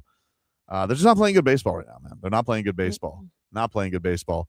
Big story yesterday in sports outside of actual sports was ESPN's layoffs. Some of the big names that were let go. We knew about Ryan Clark. Bart Scott was let go. Charles Davis, friend of the show, and of course, very, very similar voice to Ron Pitts, who speed shamed Leroy Hoard. Tom Pelissero was let go, NFL Network reporter. Andreas Hall, who covers boxing, and Cam Newton no longer going to be on First Take. Cam Newton did not have a bitter ending. He was cool about it. He was like, yeah, it was a great experience being on First Take. I was a little surprised. I was like, how much was Cam Newton making that? He was he regular on First Take? Was he like he was doing last year? I don't Did he know that replace he's Shannon a Sharp? regular. No, he didn't replace Shannon Sharp. I thought that he replaced Shannon Sharp when they got rid of Shannon Sharp. Schmithan says, don't worry, Punting is coming out with an album. Yeah, McAfee was all sensitive about it yesterday because people were like, he's getting ready to sign apparently a massive deal that's going to pay him like $60 million a year. And so people are like, oh, how come McAfee is getting all this money and I can't have Carl Ravitch? Look, I see both sides of this, to be honest with you. I'm not the biggest Pat McAfee fan in the world. However, I will say this. As much as Punting can be annoying because, especially when he was, fawning over Aaron Rodgers, when Aaron Rodgers was just spitting nonsense on his show. His show is a juggernaut. And basically what it is it's just like everybody likes going on that show because they're going to get nothing of a hardball interview. You basically get to go on, hang out with the boys. It's on airports and bars. It's eye candy. There's a reason why it's as big as it is. It's because it's like, it's just a hang. And I will say, for McAfee, to give him credit, now I cannot tell you a time I've ever watched all of McAfee because he's on at the same time as us. I usually only will see social media clips, but every sport goes on. He will put every sport on his show. So there is some credit to be said for that. There's no wonder why ESPN wants to do more of that. It's easy. He does all the production. All that money goes to his staff. I kind of get why ESPN is going full into McAfee. He does every sport. Is he my favorite personality in the world? No. I think there's some points where he's a little over the top and annoying. That's kind of how he got the gig. But do I get why a network is like, oh, we're getting behind this. This is a monster for us, and it's easy. We don't really have to do the work. We're just paying for it. Of course. So I get that. I don't want to see Carl Ravitch leave. That's like my childhood. I love Baseball Tonight. Carl Ravitch is, I got to be honest with you. I didn't even know it was still at ESPN because Baseball Tonight's not really a thing anymore. It's not a property. But it does bum you out. It does bum you out. Schmithan says, any clip I see of AJ Hawk, he still somehow talks less. Somehow talks less than Leroy did during the Clayton McCullough interview. Yeah, he does nothing. But So we're gonna stop with Leroy. he's like under anesthesia right now. Leroy We're really just ripping Leroy him. did throw me an anchor in that. He really was just like, oh, Tobin has no voice and I have no questions for He Clayton McCullough anymore. absolutely did, and it was really funny. I know people were also very mad about the way Ryan Clark got fired. He got let go in the middle of NFL Live. I don't understand why there was this need to like rush to do that because I always think it's funny, and this is going to happen to me one day. Eventually, this is how it ends for all broadcasters. It does, Brittany. I'm getting you ready for when you're a star, and they eventually when they lay me off and they give you the chair. This is how they'll do it to you eventually, like 15 years down the road. Eventually, when you get it, it's just like you're pulled into an office and they just say, "Hey, let you go," and they escort you out because they all think They all think we're all going to go crazy. Everybody thinks somewhere along the way, some broadcaster must have just gone absolutely bananas. I actually do think this happened recently with like a weather lady, now that it comes to mind. But they all think we're going to go absolutely insane, and we can't just be mature and say goodbye to our audience as if we don't want to ruin our next professional. So if Ryan Clark did find out, unfortunately, that he was going to go, you couldn't have let him finish NFL Live. Like he was going to hop in the middle of his Buffalo Bills take and say, F ESPN. Like, I don't understand why corporations feel the need to do that. I also think it's wrong to not let somebody do like a proper send off. Absolutely. And kind of like say their goodbyes and like close that chapter. Yes. I don't understand that. And maybe I'm projecting because I would love one day if I was told today, hey, Tobes, nice knowing you, dude. We're out of here. All right. I'm like, oh, can I do a final show? Absolutely not. No, kick rocks. I'm like, At the end of the day, social media exists. You'll have your time to speak your truth. It does, but I understand what you're saying there. They're waiting out for it too. I understand what you're saying there, but I also think that there is a romanticism to you. People tune into your show, not necessarily social media all the time. No, I agree with that, but I'm saying like, out. what are they trying to avoid when you can do the same thing on your social media? Everybody's afraid of getting sued, Jennifer. Everybody's afraid of getting sued. Everybody's afraid of, and to me, it's almost like protecting the perfect game. It's like you're looking out for a disaster when disaster could strike anyway. Like leaking a introductory press conference, and or you will hold out Max Meyer for a start, and he still gets his neck hurt. Like you can't, you think it's going to go all ideal, and it probably won't. So I don't understand why they had to pull him off the show. As far as like, because it's like, oh well, we need to tell them before media does.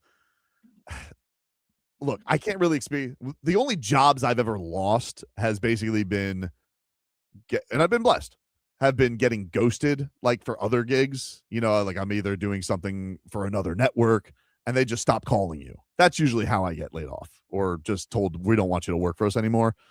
I've never had the sit down. Again, it will happen one day, likely. But would it matter to me? I can't really say. Would it matter to me if Guh-len fired me or if Barry Jackson told me I was getting fired? I don't know. I think the news is the news. I don't know if it's going to hit me differently either way. I think when ultimately, like I think this is how I feel. I can't say how I would feel, but I think finding out that I'm just losing my job, whether it's from Barry Jackson or from Guh-len, samesies to me. I don't think so. I think so. I think you're saying that. I don't know. I think he would start yelling. I don't think so. I don't think I would. He wouldn't yell. I don't think I would yell. I couldn't yell at Guh-len because I'd feel like I'd make him tear up, and likely he's not gonna. Unless that's your retirement present. I don't know exactly. Unless he's not gonna be the one to do it, which is actually gonna be different. It'll probably be some unknown suit or new suit. It probably would pain him more to do it than he would definitely. Maybe that's why he's leaving. Yeah. Maybe that's why. No, stop. Maybe that's why. What's wrong with you? Why are you like doing this? Why are you putting this into the universe? What is going on? Shreevan says we all know it's going to end up as a Slater scoop. Yeah, nobody cares. Like I personally wouldn't care if Barry Jackson leaked the news to me and he found out from somebody that I was getting let go. If he reached out to me, I'd be like, oh, I can't believe Odyssey didn't let me know first. I found out from Barry. It's like, I'm going to be miserable anyway. I lost my dream job. I don't think that I don't understand. So I guess what I'm saying is I don't understand the media's need to rush anymore. The world moves faster. I know that nobody wants to find out that they get traded or fired or laid off, but we got to realize we don't live in the old world anymore. This is not, we can protect everything. Very clearly, we can't keep any secrets. The Heat just leaked that we're getting LeBron James. So I'm just telling you, I don't know. I can't say how I'd feel because I've never been technically laid off. I've only been ignored and told stop going back to gigs. But I kind of feel like whether it was Barry Jackson or somebody else telling me, or it was Guh-len or whatever suit it'll be at that time, I don't think I would care. I think I would just take the news and move on. Now, I would, of course, they're never going to let you do it. Of course, we'd all love to leave on our terms and get to do something because I've been somewhere 17 years, even though technically it's been other radio stations. I've been under the hub of the umbrella, whatever the mergers have been. So, I get it. You guys think that you want to protect from the craziness. You should have let him finish his gig. It was stupid. Yeah. Like the idea that Ryan Clark was going to go crazy talking about I don't know, whatever the best rookies are for the Minnesota Vikings on NFL Live is asinine. Of course he could have done a professional job. So I think we got to be silly. We got to stop being silly with this. And, just let people finish out their jobs normally. And however they find out they're getting fired, trust me, they're going to be pissed either way. But I think we are all mostly grown adults. And for the most part, we can all say that, we could do a professional job. Because, look, in the end of the day, whenever I do get laid off, if you guys did want, I'm just saying, whenever I did get laid off, you could just go over there on that side of the board and just be like, boom, turn me off. Like, it's not that there's buttons for that. That's just true. saying. Yeah, There you are can just, buttons go for straight that. to commercial. So anyway, this is what it is. Any hoodles. We will take a break. More to come here on the show. We'll get back into some Miami Heat stuff as, of course, we are on LeBron watch. Giannis and Davion Mitchell are working out. It's all goosies galore in Heatland to me, baby. We're back after this.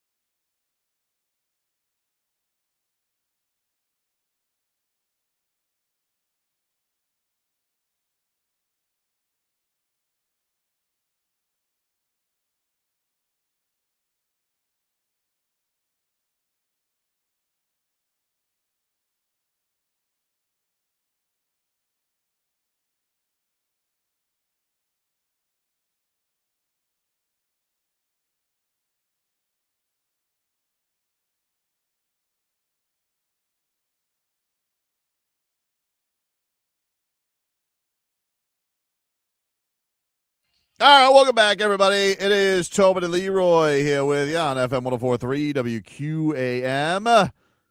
We'll take you guys up until 2 here on the program and give you a weather update here, which is brought to you by Tornado Roofing and Contracting, helping keep your home and family safe when the storm rolls in. Visit tornadoroofing.com for your free roof and window estimate. And currently, right now in Miami, 90 degrees and cloudy. Wind gusts up to 14 miles per hour, and doesn't look like you got any showers, at least coming in our neck of the woods over here. But you never know in South Florida. You always got to have your head on a swivel, everybody.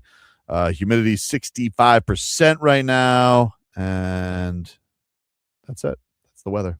That's what we got, everybody. That's what we got. Obviously, I've been talking a lot about the Miami Heat.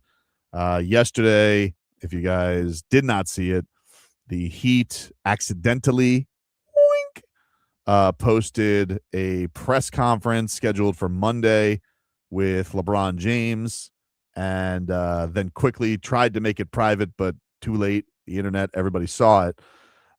This was to Anthony Chang, quote, "It was a mistake by the Heat's," well, it's not a quote, it's his explanation that he got. He said, "It was a mistake by the Heat's social media department while preparing for the possibility of LeBron picking the Heat, but there's no validity to it right now." Keywords, right now. That was the only strange thing that happened on social media yesterday with the Heat that I found interesting. I don't know. Did you guys see this with Damian Lillard? What happened with him? Yes, I did. No. This was interesting. So Damian Lillard yesterday got upset at a tweet. And it was a video. It was at a tweeter, Major Passons, who does work for SI, Heat on SI, and 5 Reasons Sports. He's got about 9,000 followers. And it was him commenting on the Damian Lillard, or excuse me, on the Davion Mitchell, Giannis Antetokounmpo workout. And he posted Davion doing what Dame wouldn't even do. And now this is actually, I think what ends up happening, he's saying that he's joking, but I will say this has been a very common thing that I've seen over Bucks Twitter before I got knocked off of Twitter and locked out of my account. I had seen a lot on the For You page, a lot of Bucks fans who were salty at the idea that Giannis, A, worked out already with Bam Adebayo, and B, was going to work out with Davion Mitchell. So I guess, and I wasn't up on this because I was furious Damian Lillard went to the Milwaukee Bucks and was traded to the Milwaukee Bucks. I love Damian Lillard, okay? Probably one of my favorite non-Heat players. I love Dame. So, but we know that the era with the Bucks was not great. He didn't want to be there. Word was he didn't work out a lot going into that season because he was afraid of getting hurt. He was going through a divorce, I believe, at the time. And again, he didn't want to go to Milwaukee. He wanted to be in Miami. And so that obviously ended up being a bit of a challenge for him. So anyway, so Major Passons makes this joke that he says it's a joke on Twitter. He was making a joke, but Damian Lillard didn't find it funny because Damian Lillard, probably seeing a lot of those comments throughout this of all the Bucks fans ripping him, Damian Lillard commented on that tweet and said, "LOL, MFs don't want Dame to tell it. Be thankful I ain't running my mouth like these other suckers. Carry on." And I was like, whoa. What does that mean? So, like, what happened? That seems to me like there's some kind of saltiness / rifty rift with Dame and Giannis, does it not? Oh, absolutely. That's exactly what I got from the tweet. Was that like it seemed as though maybe Giannis wasn't so welcoming to Dame joining the Bucks? Which doesn't seem like it would make sense. I know that it was said that Giannis didn't love losing like Drew Holiday and Chris Middleton, all this stuff. And look, the Bucks really tried everything they could to keep their window open, right? But ultimately it blew up in their face because Jrue Holiday went and he won a championship with the Celtics, right? Like it did not, it famously did not work for them trading for Damian Lillard. But that's kind of interesting because I was thinking in all of this, like, well, I don't know if you guys see what's going on in Portland right now, but their owner, real cheapskate. Yeah. He is the owner of the Carolina Hurricanes as well.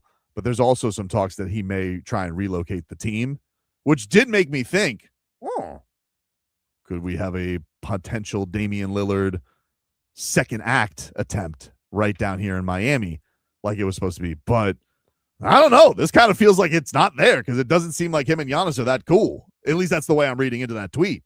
I don't see what other theory is there other than the fact that him and Giannis just don't get along. It's crazy. Why wouldn't they get along? I mean, I know it seemed like Damian Lillard was miserable being in Milwaukee, and who could blame him? But it is interesting that a move they tried to make with him and Dame, which did not work out, and then of course Dame tears his Achilles, and they wave and stretch him to bring in Miles Turner and all that type of stuff, which is, in a lot of ways, I hate to feel this way, but it is the way that I feel. I'm only a human. Is, the Bucks deserve this. I mean, they should have never stuck their beak in the Damian Lillard business. That's why they lost Giannis. Well, I think this thing, like, one could argue that Giannis that's ultimately the decision that led to Giannis wanting to leave the Bucks. Yeah, in a way. So it was like a butterfly effect situation. So I think at that point, like, Giannis probably could have put some blame on Dame in that situation. And he didn't stay healthy. And because he was probably a little remiss that he ended up with the Bucks because it wasn't a place that he wanted to end up in, he didn't, do workouts with Giannis, and he maybe wasn't, enthralled in the day-to-day of the team in that sense, especially in the offseason when he got traded. Could that be why Giannis, had maybe turned his nose up to him? Maybe. One can only infer based on what was said. Because what else, like, at this point, Dame, like, why would he feel the need to talk badly about the Bucks? I don't know. Like, you've moved on. They set you back to where you wanted to go. Yeah, it doesn't feel like he's talking bad about the Bucks. No, it feels like he's got some issues and some baggage with Giannis. It's directed at Giannis. And I think that Heat fan just got caught in the crossfire, because I do think he was joking. And then he was like, wait. He was. And then he was like, Dame was a joke, and he play with somebody else. Yeah. Well, listen, I feel bad, but I mean, in a way, Major should be happy because he broke big news. Giannis, Dame seems to not like Giannis, which is interesting to know because now it's like, are we shocked by that? Like, did you feel that they had like a brotherhood in? Do you know what's funny? I think at one point and it was tough to believe, and I will say, as much as I love Giannis, he's adorable. That's my guy right now. But it did seem like at the end of things, he was kind of throwing a lot of stuff against the wall, or his camp was throwing a lot of stuff against the wall. Because I think at one point they said he was upset that Damian Lillard got waived and stretched. Like, he didn't want. Now maybe that was because he didn't think the Bucks were going to do something desperate, and he wanted to leave. But I feel like I remember something about him being upset about the way it ended. But I'd have to look back at it. But I didn't think that he was pleased because obviously it blew up in the face and the Celtics ended up winning, but not that there was a personal rift there. I didn't think that. I don't see anybody really disliking Damian Lillard. He seems like one of the most likable guys on the planet. He's very chill. I think it's also I personally think it's probably just that Damian Lillard was collateral damage in that whole situation with the relationship with the Bucks, between Giannis and the Bucks. And like I said, I think we could go back to that and realize that that's probably the decision that ultimately led to the demise of Giannis's time with the Bucks. So maybe Damian Lillard was just collateral damage for Giannis at that point. And we all talked about Giannis's body language and attitude towards the end of his time with the Bucks. He wasn't happy. It was very clear that he wasn't happy. We speculated that he was making up injuries and sitting out of games. So who's to say that, Damian Lillard didn't catch some flack in that situation? Yeah, I'm and sure maybe with didn't it, grow to like him very much yeah, either. I'm sure with it not going awesome, I'm sure that will always lead to feel like, listen, Norman Powell came here last year and was like Mr. Heat and loved it. And then by the end of it, I think he was kind of annoyed that, like, oh, my role changed. This wasn't what I expected. Yeah, winning, losing, and results can always change your feelings on things. It's a job at the end of the day. So if you go to a place, it's not where you wanted to be. It ended up with, you guys not winning and you got hurt. Yeah, I imagine he's not going to look fondly upon that because remember, Dame was always not run from the grind guy. He was going to be a Blazer for life, but then it just hit a point where they were going to rebuild and he was just hopeful. Now, this is why Joe Cronin's a rat bastard. I can't believe Damian Lillard went back to him, but he's the lone guy that really didn't get to go where they want. Even Giannis got to ultimately go where he wanted to go. Yeah. I know we did this song and dance about, it was the Celtics. No, dude, like Giannis wanted to be on the Miami Heat. He got to go where he wants to go. Most of the time, if a star is getting moved of that caliber, they're going to end up going. And Damian Lillard, it was just against the wall. Like, that's where you're sending me? And it seems like they did him a solid because they teamed up with Giannis. So you can't be accused of sending him to a bad location, but it's not where he wanted to be. So I don't know. But I did find that interesting and also may have taken away the option of Damian Lillard coming here at another point. It's also interesting because him and Bam have a great relationship as well. Yes, I was going to say that, Brittany. Good point. It's a great point. Maybe Bam can broker peace. Maybe Bam can broker peace. Sits him down in a room and he's like, hey, guys, like, we can just talk this out. Like, we can figure this out. Yep. Maybe. I will be the mediator and think about all the amazing things that we can do together. We'll take a break. Go ahead, JFig. No, it's funny that under those tweets, all you see is someone use Tobin's face as a reply. Did they really? Did they really? Yeah, they put, to be fair, Dame, you should be in Miami. And then it's this old clip of Tobin. Well, one of the greatest days of my life. Really excited. Oh my goodness. Getting really excited, obviously. One of the greatest days of my life. I love July 1st, 2023. What a day when Shams said that he only wanted to come to the Miami Heat. I thought we were about to win a championship. I really did. You look so young, so naive. I know. He's been through so much. He got tranquilized because of the situation. I went down a dark path. Yeah, you did. Take a break. Back after this.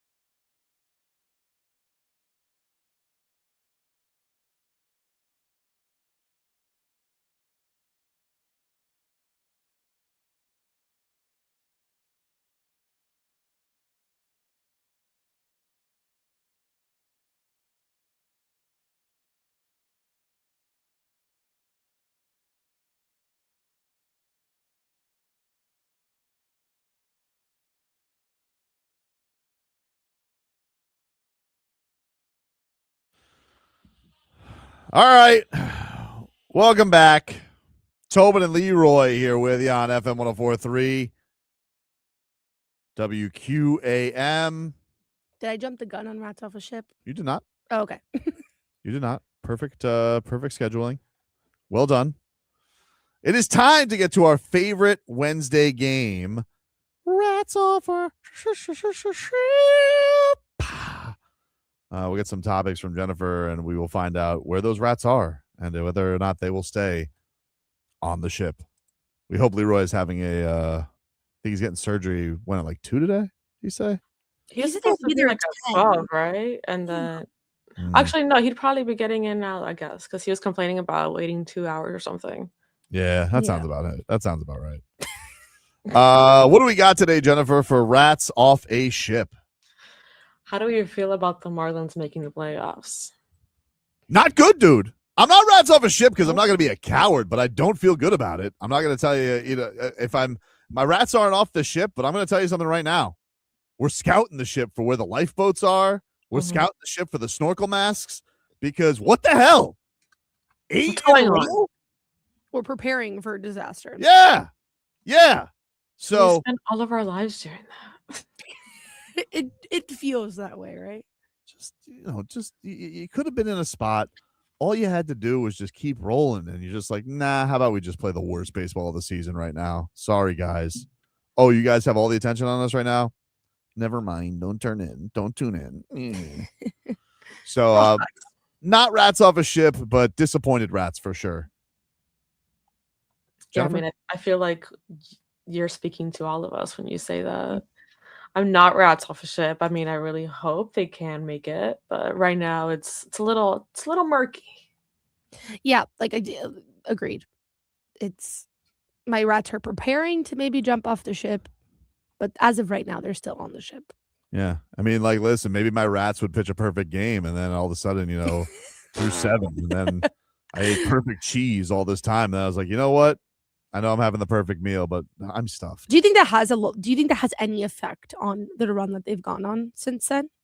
I don't know, but they did have the All-Star break to Yeah, I don't think it was all that. Again, they won a series between it, but I don't like it. I just felt like there was such an arrogance to, we have to prepare for winning. It's like, you got to win, dude. You can't sit here as your organization for the first time in this regime. I mean, they made the playoffs a couple of years ago, but in this regime's chances, you don't get to be like, we're going to prep for the playoffs. It's like, what? You guys just started getting the things right this month. How about we just roll through?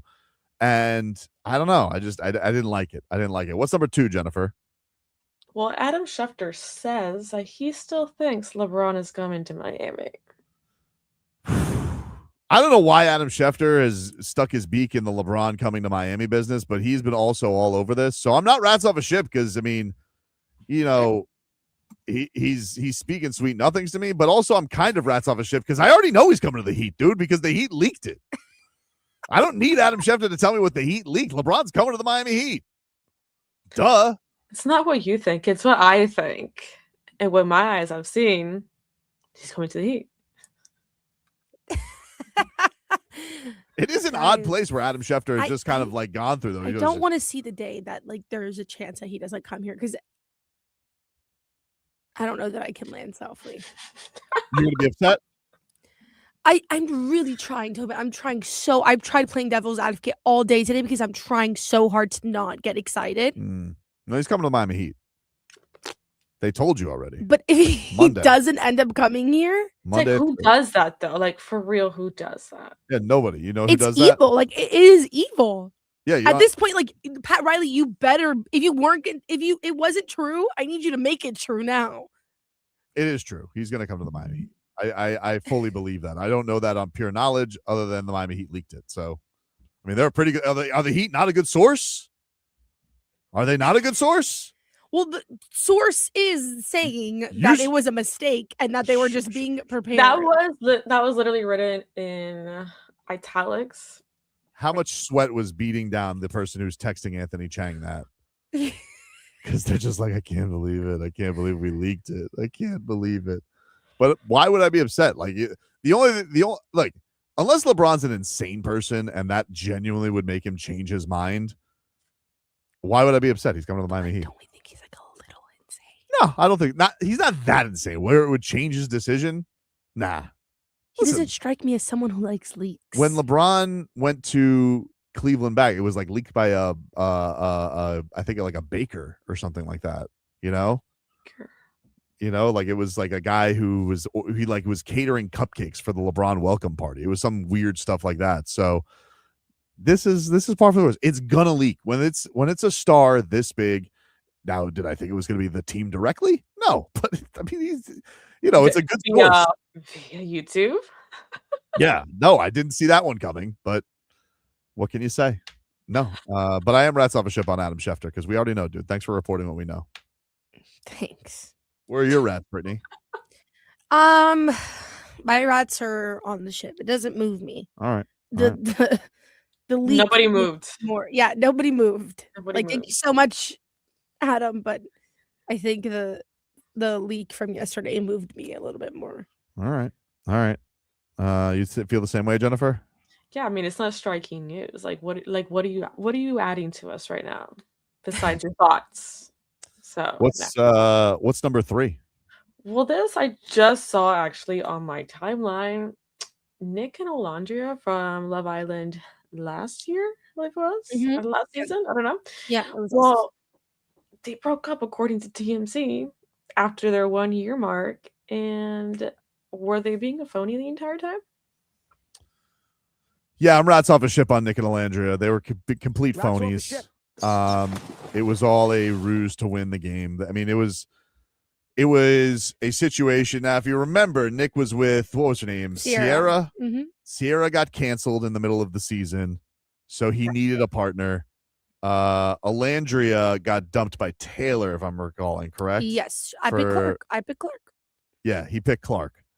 So they basically put them together. They were never together. Everybody just realized they were super popular together because they are very good looking people. Mm-hmm. But I never thought it was real. I'm rats off a ship. They were phony the entire time. 100%. Glad that they could keep up the ruse this long, but you know what they say about Love Island. It's not for love. It's for the influence. There's what there like 3 successful Love Island couples all time. Even that Tommy Fury's a horny scumbag who runs around on Molly May all the time. My goodness. What? Right? Aren't they back together? I don't even know anymore. Baby. Okay, They're having another baby. No, they had him already. Yeah, it doesn't mean he's not a scumbag who runs around her. I mean, they broke. I like to think that they're in love. That is one of my favorite seasons of Love Island ever. I loved it too. This is a very good season though of Love Island UK. I don't know if you guys have tapped into it. I need to tap in. No, I haven't. Really good. Casa Moore's coming up. It's going to be one for the ages. Has it already finished? Yeah, but it's great. You could just binge it. Okay, so it's already. Like do you know who won? I actually don't know who's won. Okay, good. I don't know who's won. I've been very. I think I've hit the sweet spot of like enough people have stopped talking about it. So that I can just enjoy it. I don't have many British people. I mean, I don't have any Twitter right now. But if I had Twitter, I don't think I have many British people on Twitter. So yeah, I've held strong. I don't know who wins. I don't know who loses. I don't know who gets eliminated. I actually have a question. I hope like hell it's not that Lorenzo. I hate his guts. I mean, he is just such a scumbag and a dummy. And Aiden. Oh God, do I hate Aiden. Aiden can kick the sharpest of rocks. And I really just want Ellie to find somebody. She deserves it. She is so adorable, I don't know who any of the people are, but I do have one question, and sorry for my ignorance on the topic. Yeah. When Love Island USA is being filmed, I heard, I'm not sure if it is correct, that the UK version is also being filmed at the same time. Yes, but are they both in Fiji? No, they're in Spain. I think they're like on a Spanish island. And it doesn't air on the Spain. Kind of like, what if like some of the Bond shows just get split up and go into each other's shows or something like that? Well, that was a big problem I had with Love Island when the first season. I really did like season 6 when it went to Peacock and they put Ariana as the host, even though she got a little bit of fat cat syndrome this year. Let's be honest. I mean, she really didn't bring it the way she has in past seasons. Don't you think she's tired? She's had tired. She's had no. She's had 2 terrible. No, she's had 2 terrible casts the last 2 seasons. coming off of the amazing cast and the amazing season that was season 6 to the 2 casts that she's had for the past 2 seasons. Well, she needs to get after it then, because you know what? I'm not here for excuses. I'm here for entertainment. And apparently the people were phonies. I mean, I never bought it though. No. Yeah, I didn't buy it either. I don't follow them, so I don't know if they were ever posting each other constantly.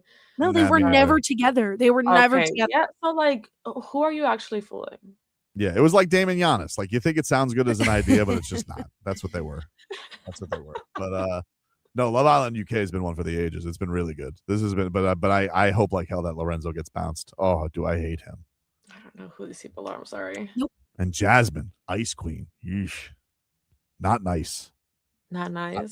Not nice. Not like nice. Ice Queen though. Not nice. Not nice. So But you guys Ellie, need one more.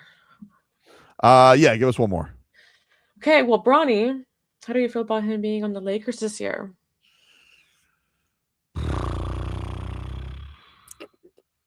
Congrats off a ship. He's going to be on the Miami Heat. What are we talking about here? He's going to be down here.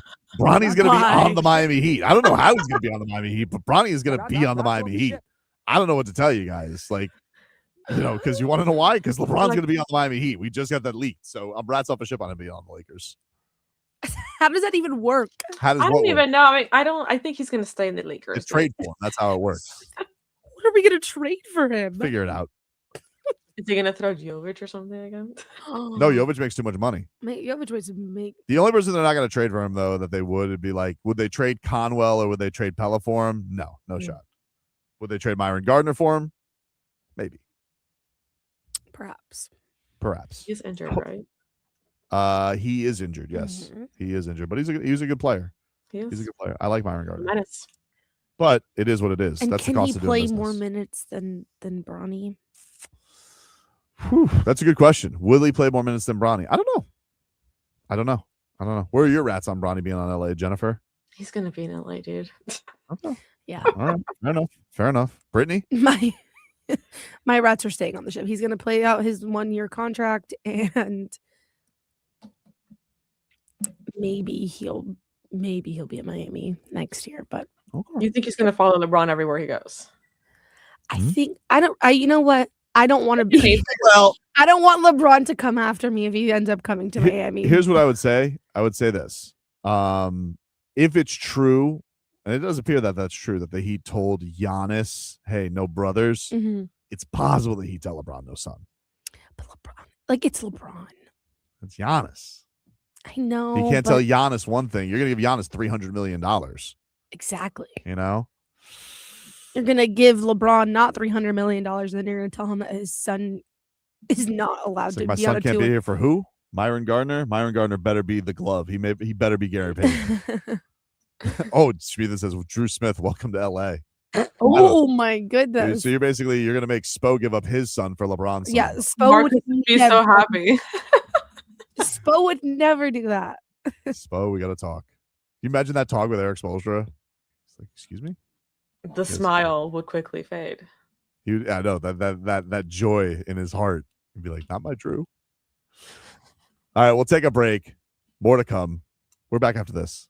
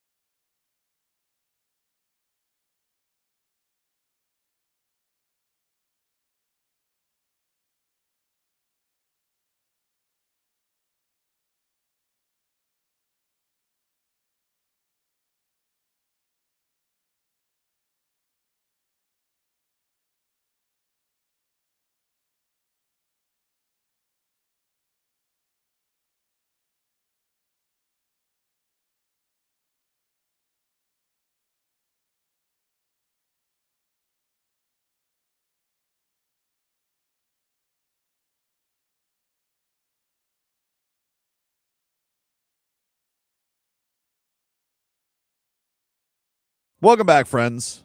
Tobin and Leroy here with you. Final hour of the show. You guys can get at us on the chat, 104.3 WQAM, Miami 104.3 WQAM on Twitch.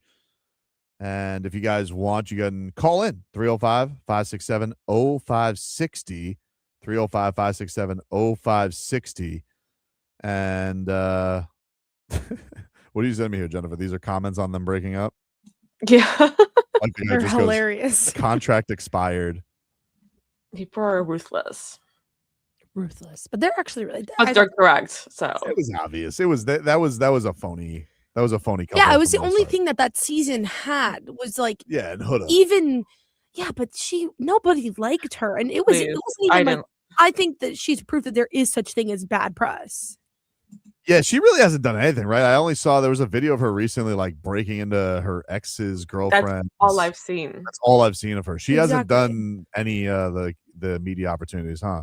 She like was on like this YouTube show, Mm-hmm. and Yeah. she took like her current boyfriend, and they were super toxic, and no one liked them. So she just Shocking. showed herself Still once being again. toxic. Exactly. But I feel like she is like one of those. She's like a 6-man, like you could just bring her into any reality show and she could take over 2 episodes, So 1000%. like, like Nick Lachey, what's that perfect match that he does? Like, which basically Oh my is all the regions. goodness. Love is If Blind. they were to bring her Love is there- Blind. No, but what's the other one he does? That's not Love is Blind. It's Perfect the one Match, where- no? Yeah, Oh, it's perfect match. You could put Huda in Perfect Match. She's gonna get you 2 episodes. She's gonna take over 2 episodes. It's really she's the Jamal Crawford of reality TV. Headlines are brought to you by Doral Hyundai. In Miami, we go to the beach for a little solcito, and when we want a low price, you save with your Pricito. Save now with your Pricito at Doral Hyundai. Marlins back at it tonight. They've lost 8 in a row, a true disgrace. They lose 5-3 yesterday to the Astros. They did turn a triple play. That was cool, but that was about all that was cool. Sandy's on the hill today. 8:10 is your first pitch from whatever the hell they're calling that ballpark now, not Minute Maid anymore. And 7:30, Marlins on deck. That'll get you going. The Dolphins have officially announced the Jordyn Brooks extension. I just got that press release, so congratulations to Jordyn Brooks. They have signed him to a contract extension. Let's see. It was announced Wednesday. He appeared in 97 games, 89 starts, 6 seasons, 838 tackles, 1 interception. Joined the Dolphins as an unrestricted free agent, was a team captain, earned first-team All-Pro honors in 2025 after leading the league in tackles, 183. That's crazy. That's a crazy number. 99 solo tackles, 13 tackles for loss, 3.5 sacks, 3 passes defensed, 1 forced fumble, 1 fumble recovery. He was the only player in the NFL this season to post 150-plus tackles, 10-plus tackles for loss, and record at least 3 sacks. Sheesh. Well, he deserved it. I'm happy for Jordyn Brooks. He deserved that money. Him, Aaron Brewer, they got their center, and they got their star running back all locked in for this year. We'll see what's what. I know everybody's fired up for training camp because football's football, dude. And we're going to have a LeBron press conference next Monday, and then we got football coming up right after that. Tuesday, the Baylor's report. We got practice on Wednesday. It's going to be a full week next week, dude. What a time. Don't look at me like that, Brittany. I'm not gonna lie to you. I'm gonna be really upset if LeBron makes his decision while I'm not here. Where are you going? You're on vacation? Oh, yeah, Yeah. you are going on vacation. Well, that's probably why somebody had to put the link on because they also had to go to vacation. I'm telling you, that has to be the only reason. I thought Wes Goldberg made a great point because people were talking about the job posting, and Wes made a great point. And you guys, you should go listen to his show. I apologize, I was listening to some Cleveland guys whine there. Wes pointed out on Twitter. Hold on, it's my backup account. He said on the job posting, which went everywhere, everybody went viral because they thought that the Heat just literally went through the night, had the dark fans. Pat Riley came out and fired this poor bastard, which is not what happened. I think what happened was the Heat had these jobs. Now, it's a little lining up. I don't know. But Wes made a great point where he says, this job posted on July 1st, but it could explain how a shorthanded staff made such a bad mistake. I think that's true. Like, again, people are going to think this is Todd the intern that did this.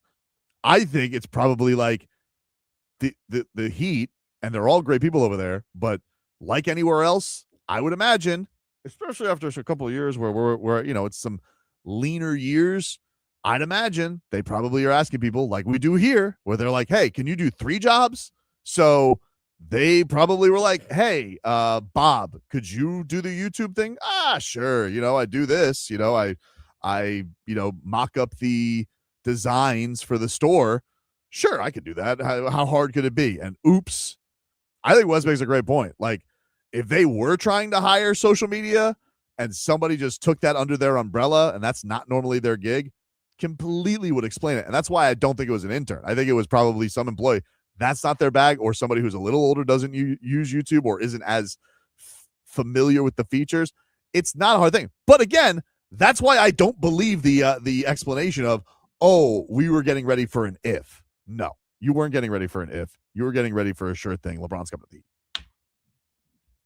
But how do you know? So then playing devil's advocate here, on the other side of the coin, what if because they're understaffed and they have Bob doing 3 jobs, right, they felt the need to over-prepare in the scenario that LeBron might come to Miami and make his decision? No, Bob's too exhausted to do a might. If it's for a sure thing, Bob is going to go out there. Clearly, Bob was working overtime because he did this at 10-something at night. That's why Bob or Sheila, whoever it was, doesn't deserve to be fired. They all do a great job, and this is great news. I mean, this is what I'm saying. I don't think that anybody deserves to lose their job over this. It's a ridiculous thing to fire anybody over. It's not offensive. It's a ridiculous thing to fire somebody. It's a ridiculous thing to fire somebody. It is. Don't do that. Nobody did anything offensive to the organization. LeBron's coming to the Heat, and it's going to be something we're all going to laugh about on Monday. So I don't understand why anybody has to be upset about this. This is great news. And look, I understand I'm a very lenient person. All right. But I just feel like, for me, it's only because it benefits you. Maybe. I mean, if there was a press conference that said, hey, we're welcoming back Dion Waiters, maybe I'd feel differently, but we're not.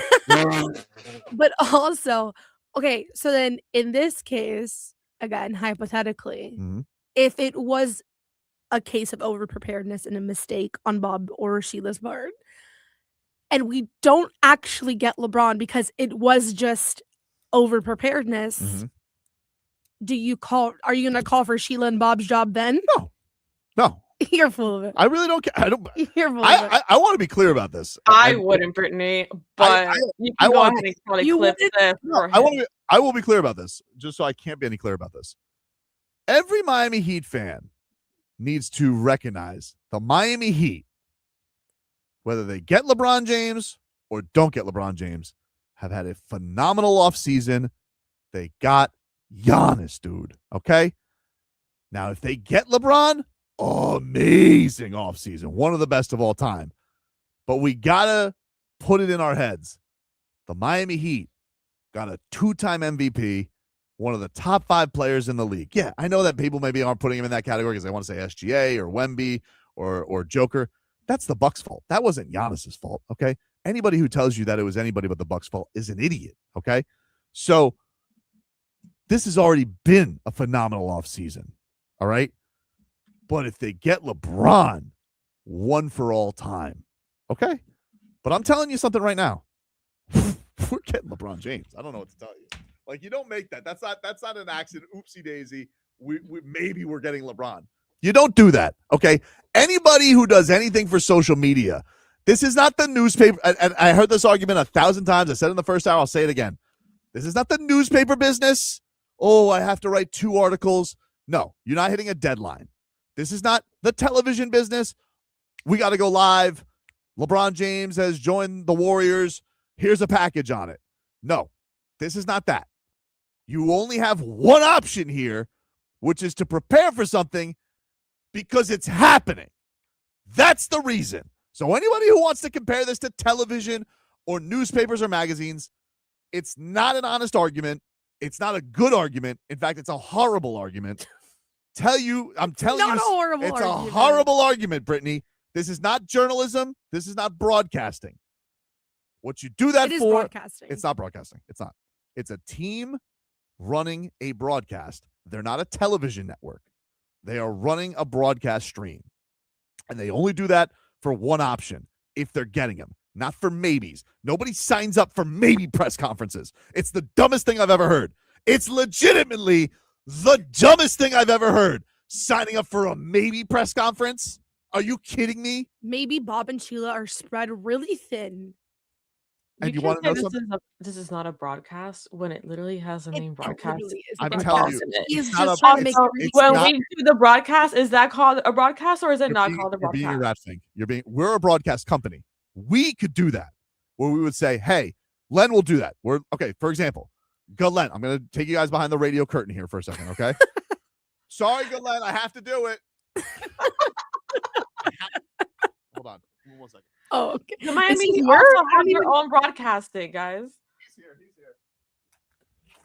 Hey, Guh-len! Oh. Oh, no. I'm about to spoil some radio secrets, okay? So don't get mad. He's going to come All right, right he's cool. He didn't even listen to what Guh-len had to say. I'm about to spoil some secrets, okay? So don't get mad. Don't get mad. But, Oh, here he comes. Look. okay, so this is a radio secret, Find him. all right? He woke up this Because we're a broadcasting company. A radio secret would be, all right, Guh-len has sat down. Guh-len will make 2 different promos, a Marlins win promo and a Marlins lose promo. That's what you prepare for, okay? There's no such thing as a team making a maybe we're getting LeBron James press conference. That's not real. It's not another option you would prepare for. If there's, hey, would Guh-len prepare? LeBron chose the Heat. LeBron didn't. Would you prepare something like that, Guh-len? Hey, LeBron chose the Heat or LeBron chose somebody else? No. No. Okay. No, I mean, it takes 2 seconds. Takes 2 seconds. It So does. what I'm telling you guys is the Heat trying to say, oh, we were preparing for a maybe ridiculous excuse.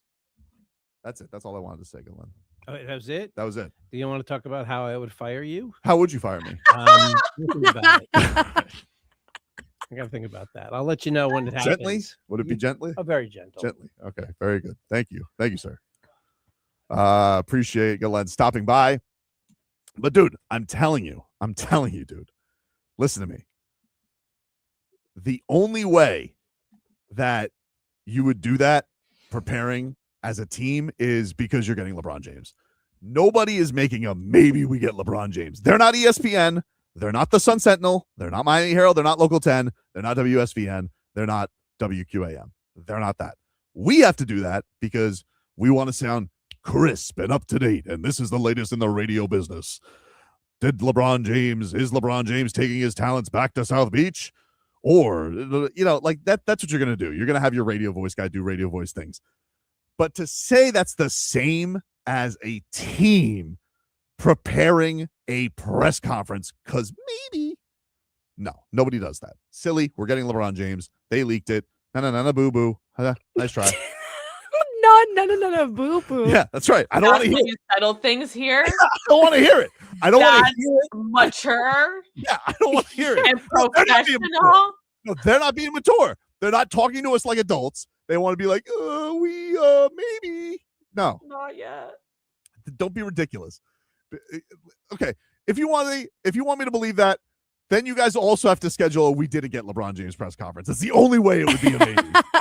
That's it. That's the only other option. So stop comparing it to newspapers. Stop comparing it to news stations. Stop comparing it to ESPN, and stop comparing it to broadcasting. It's not. You're a team. You only do that for one option. We're not stupid. We're getting LeBron James. We should be celebrating. Ridiculous. I really hope you're right. I am right. Because I don't think I can take. I wonder what Cal she is right now. Oh, they have to have It's high. skyrocketed. Hmm. Did I say that right? Let's see. You Skyrocketed. did say that right. Okay. I don't know why I felt wrong. Cleveland's freaking out right now. I'm looking at some of their Odyssey station clips. Woo, they are mad. Big mad. Let's see. Let's see. LeBron's next team. It's not the highest it's been. It's 49%, but Cleveland's going down the tubes, dude. I'll tell you that much. Cleveland has been like way higher. They're under 30% now. Crazy.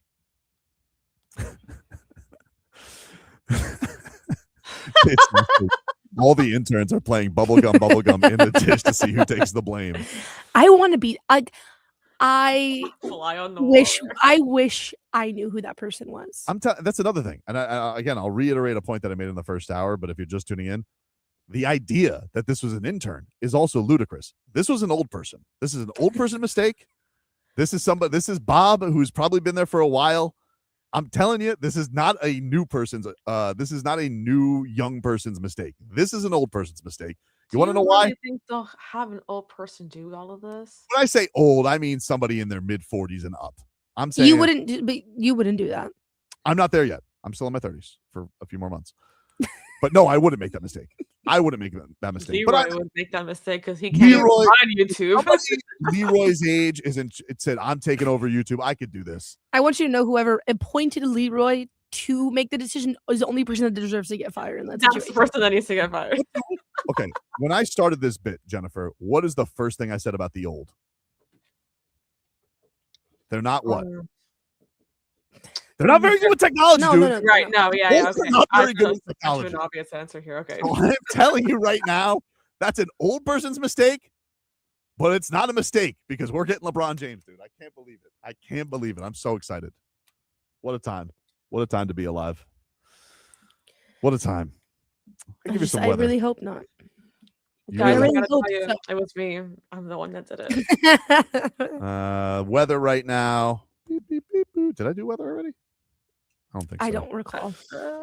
Well, just for safety's sake, weather is brought to you by Tornado Roofing and Contracting, helping homeowners stay safe this storm season. Visit tornadoroofing.com for a free roof and window estimate. 91 degrees, partly sunny. I miss his face. Oh. I miss Leroy's face. I wish we knew his opinion on the situation. I'm not gonna lie. Well, he's probably high as a kite right now, Yogi. He's probably under like anesthesia. That's when we need to get his opinion. The feels like right now 92, and it's soupy down here, guys. It's South Florida, so got to stay hydrated, champ. Got to stay hydrated, champ. Headlines are brought to you by Doral Hyundai. In Miami, we go to the beach for a little solcito, and when we want a low price, you save with your Pricito. Save now with your Pricito at Doral Hyundai. Marlins again in action tonight. 7:30 is Marlins on deck. 8:10 is your first pitch as they wrap up that series. Sandy is on the hill. You can hear that right here on QAM. We'll take a break. More to come. We're back after this.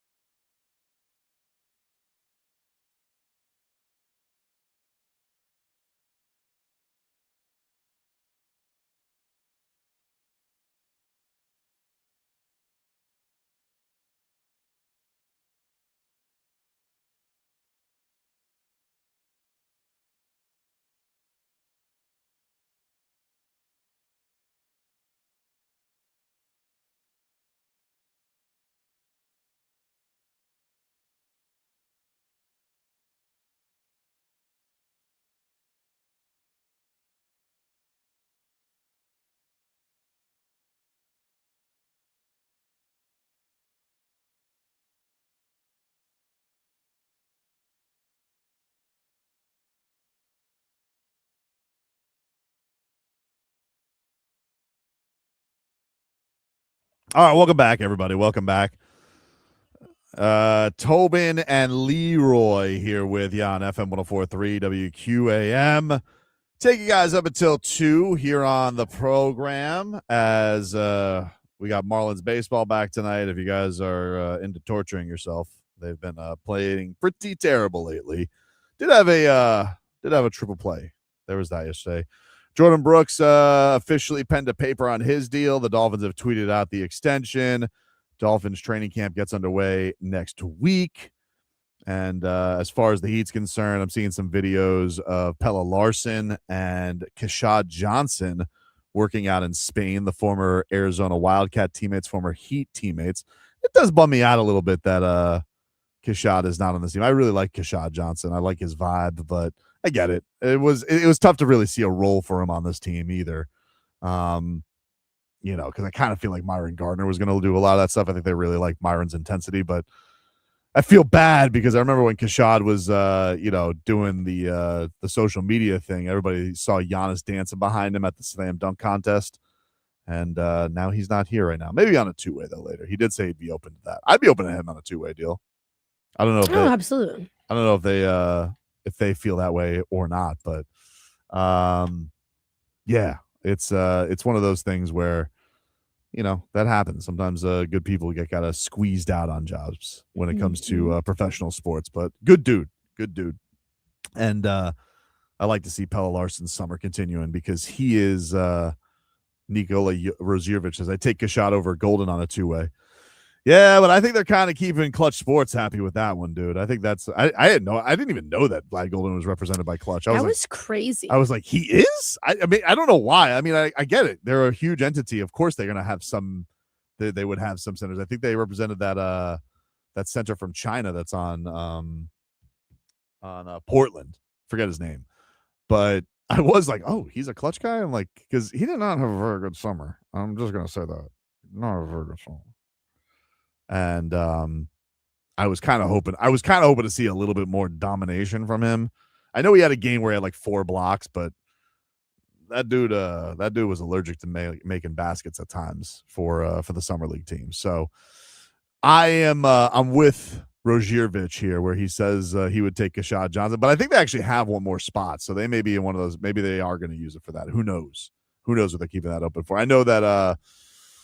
Was it? I think it might have been Ethan Skolnick. Didn't he say that they would be open to giving Bronny a two-way? But Bronny would have to get cut to get a two-way because he has a standard deal right now. Yeah. Oh. You right? Yeah. They would have to cut Bronny, and I mean, in that case, again, if it makes LeBron happy, why not?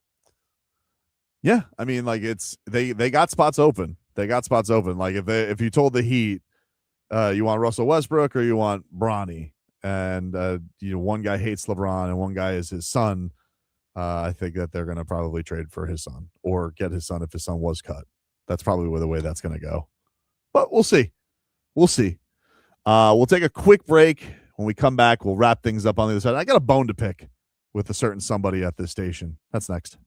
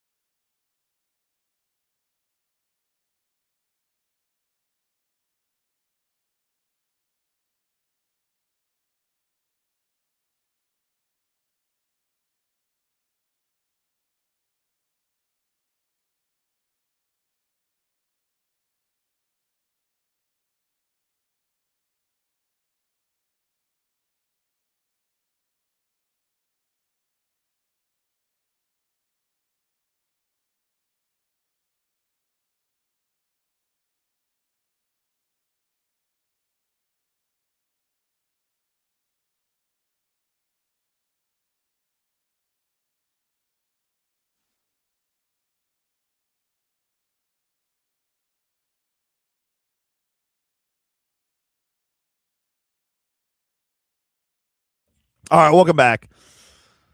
Tobin and Leroy here with you on FM 104.3 WQAM. Take you guys up until 2 here on the program. C. Dollar says, Sandy, get that dub tonight. Let's go. Hopefully, man. I can't take this anymore. Rough.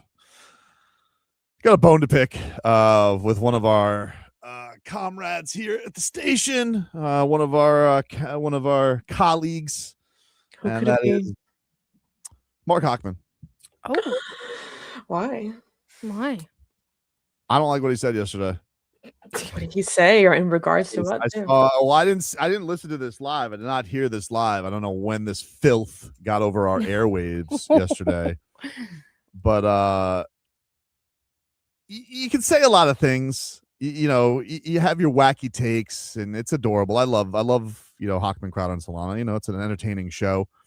There's been a couple of things that I have not liked that he's been trying to do lately. And he's sports comic doing his bits. But you don't come for Goran Dragić, okay? You just don't. Don't come for Goran Dragić. Subject, man. You don't do that. If you don't know what I'm referring to, I'm going to bring the clip up here from their show. I assume this was yesterday. And Hochman has issue with Goran Dragić giving words of encouragement to Giannis Antetokounmpo, who will now wear number 7, of course, famously donned by the Dragon, Goran Dragić. You know who else annoys me? Goran Dragić comes out to give his blessing to Giannis for taking number 7 and telling him it's yours now to make it. Like, hey, we got you, Goran. Like, this guy has tried to insert himself into every Heat moment. Like, again, appreciate what you did here, which was not much. I don't think you do, Hawk. I mean, he was fine. He was a great point guard.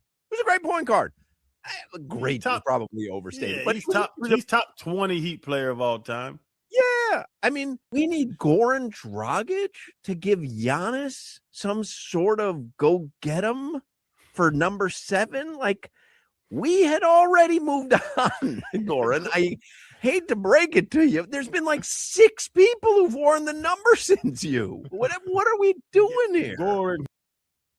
All right, I'm already furious. I don't even know if I'm going to play the rest of it. Did anybody defend? I don't know. Dragić? I don't know. I don't know. Well, according to the chat, it says everyone in the chat was in disagreement. I think that is just such a heinous thing to say about a Heat legend in Goran Dragić, who should have his number 7 in the rafters already. Arguably the greatest Heat point guard of all time.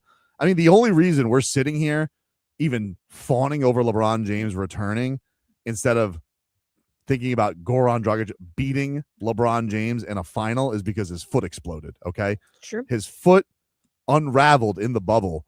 This guy was an assassin for the Miami Heat. And I'm going to sit here and listen to Mark Hochman wax poetic about we don't need to have your feelings on Giannis. Well, let me tell you something, Hawk. Actually, you do, dude. Actually, you do. Because we sat here smooching D. Wade's ass year after year for doing his recruiting.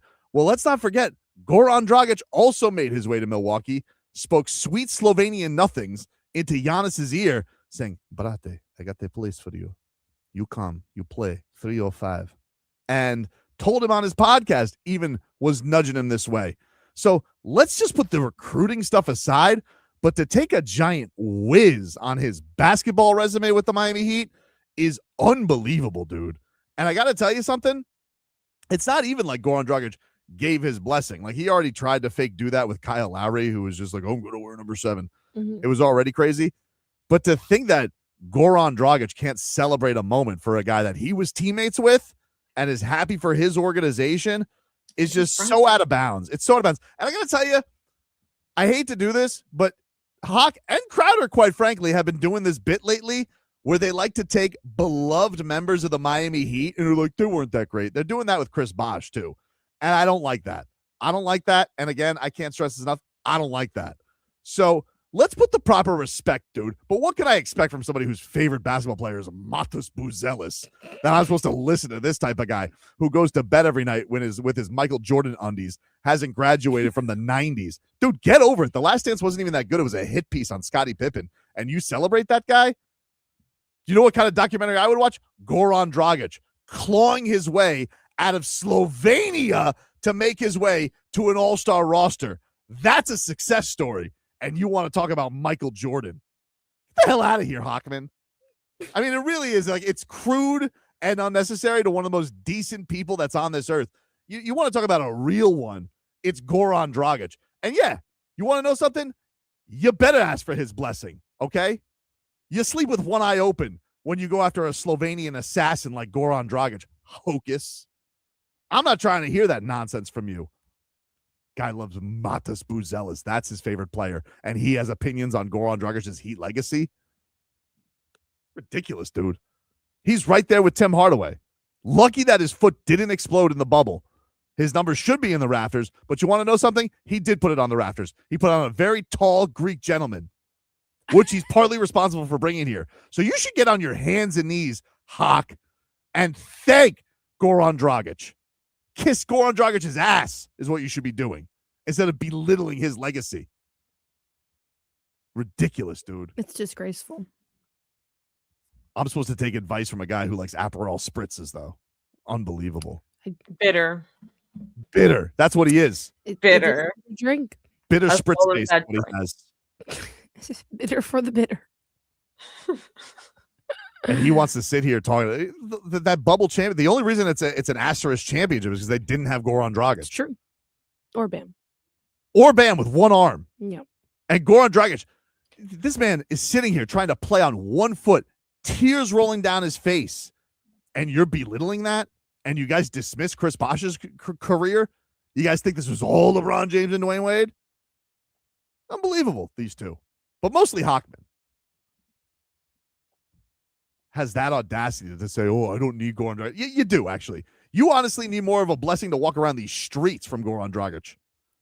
That's what I would watch out. I'd look over my shoulder if I was ever at the Kaseya Center, Hawk. Crazy opinions. Oh, maybe he's top 20. I don't need his approval. First of all, he wasn't even giving his blessing. He was just saying, this is a cool thing. This is a guy I like. That's his guy, Giannis Antetokounmpo. And you're just acting it like he's getting that permission from like Blake Ahern. That's how you're treating Goran Dragić. And I'm sure Giannis really appreciated the message as well. Yeah, we know that. He did. They're buds. You want to know what message he doesn't appreciate? What Hockman's saying about his guy, Goran Dragić. Imagine Giannis being like, hey, well, who's your favorite player? And he says, Matas Buzelis. He goes, who? That's what I got to hear? Okay, great. Awesome. To go after somebody as great at what he does as Goran Dragić and as much of a gentleman as Goran Dragić is so unbecoming. I really just I don't know what to tell you guys. So listen if you want to. I mean, listen if you want to that crude Mark Hockman coming up here. But I didn't care for that. I thought it was low rent and really out of bounds. Really out of bounds to say those types of things about Goran. That's my guy. That's my brate. No, I wasn't expecting that either. I don't appreciate that. I don't appreciate that. There are very few things I don't joke about. Okay. One of them is ruining perfect games. And the other is Goran Dragić. I don't joke about that. And what he did was below the belt and unbecoming. I didn't like it. I get it. In today's day and age, we all want to get clicks and we all want to get numbers up and views up, and you want to be a shock jock. But to come after the decent people and legends of this game, no, dude. No, I'm not for that. I'm not for that. I'm not for that. I don't think that's cute. I don't think that's cute. No. I don't think that's cute, Jennifer. I don't think it's cute. It's not cute. It's not cute, and it's not funny. Leading scorer on a finals team, Jennifer. Leading scorer. Your beloved Michael Jordan did that. Oh, but he's just but to you he's Chris Quinn. No offense, Chris. As a player, you're a great coach. I'm just saying, like you're acting like he's some backup point guard. He's just some run of the mill dude. We're sitting here. Are you kidding me? What kind of behavior is this? This is who we have on our station? No, I'm just serious. Like these are the kind of takes we're spitting out. Goran Dragić, maybe maybe you. Disgusting. I mean, just a heinous person. He's there, right? Person. He has to be there. To say those types of things about don't you come in here with your Goran Dragić thing. Just an unbelievable. You know what you did. You know what you did. Get off the mic. From a friend of mine, Buddha, and he's like, Tobin is crushing you on the air for some Goran take. And you're like, I better walk back. You're treating him like he's Blake Ahern. There's been 8 guys who've had his number since he's worn it. Doesn't matter. It doesn't matter. He's a legend. He's arguably the best point guard of all time on the Heat. Oh, he is, dude. There's no need to repeat yourself, Hawkman. Leading scorer on a finals team? Yeah, but you can't do that. If this didn't happen, then maybe absolutely this. can. You can't do that. People do it all the time. But I am very angry at Solana for posting that on social media because that was meant for the confines of our cute little radio show. And then he has the gall to ask me to be a collaborator on that, and I'm not opening myself up to that. Send it to Goran. You already opened yourself up to all of this. I don't want that in the Twitter sphere and the Heat fanosphere. It was just a cute little thing. Yeah. I love it. Wasn't cute. It wasn't cute. That didn't sound like love. I went to the place. I bought the suits. I did everything that Goran has. You didn't get a suit. I got 6 suits for the price of 2. This is ridiculous, man. This Minus 1. Unbelievable.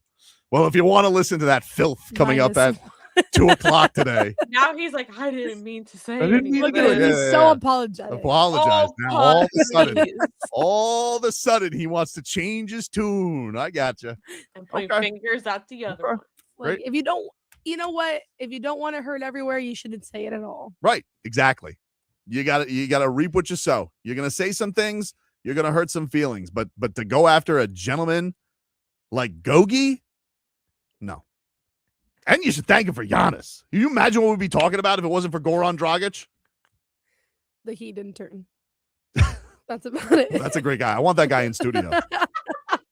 Whoever that is, whoever did that. Once we get LeBron James on Monday, and they say, hey, Tobes, you want to sit down with LeBron James? I'm like, no, I want to sit down to the guy who leaked this press conference. That's who I want to talk to. That's my guy. All right, everybody. That's our show for today. Again, well wishes to our boy Leroy, who's going under the knife in within the hour. So we hope he's doing okay. And we love you guys. Now, if you want to listen to Hot Crowd on Solana, I mean, that's fine, but don't do it. That's a real piece of work that guy is. Unbelievable.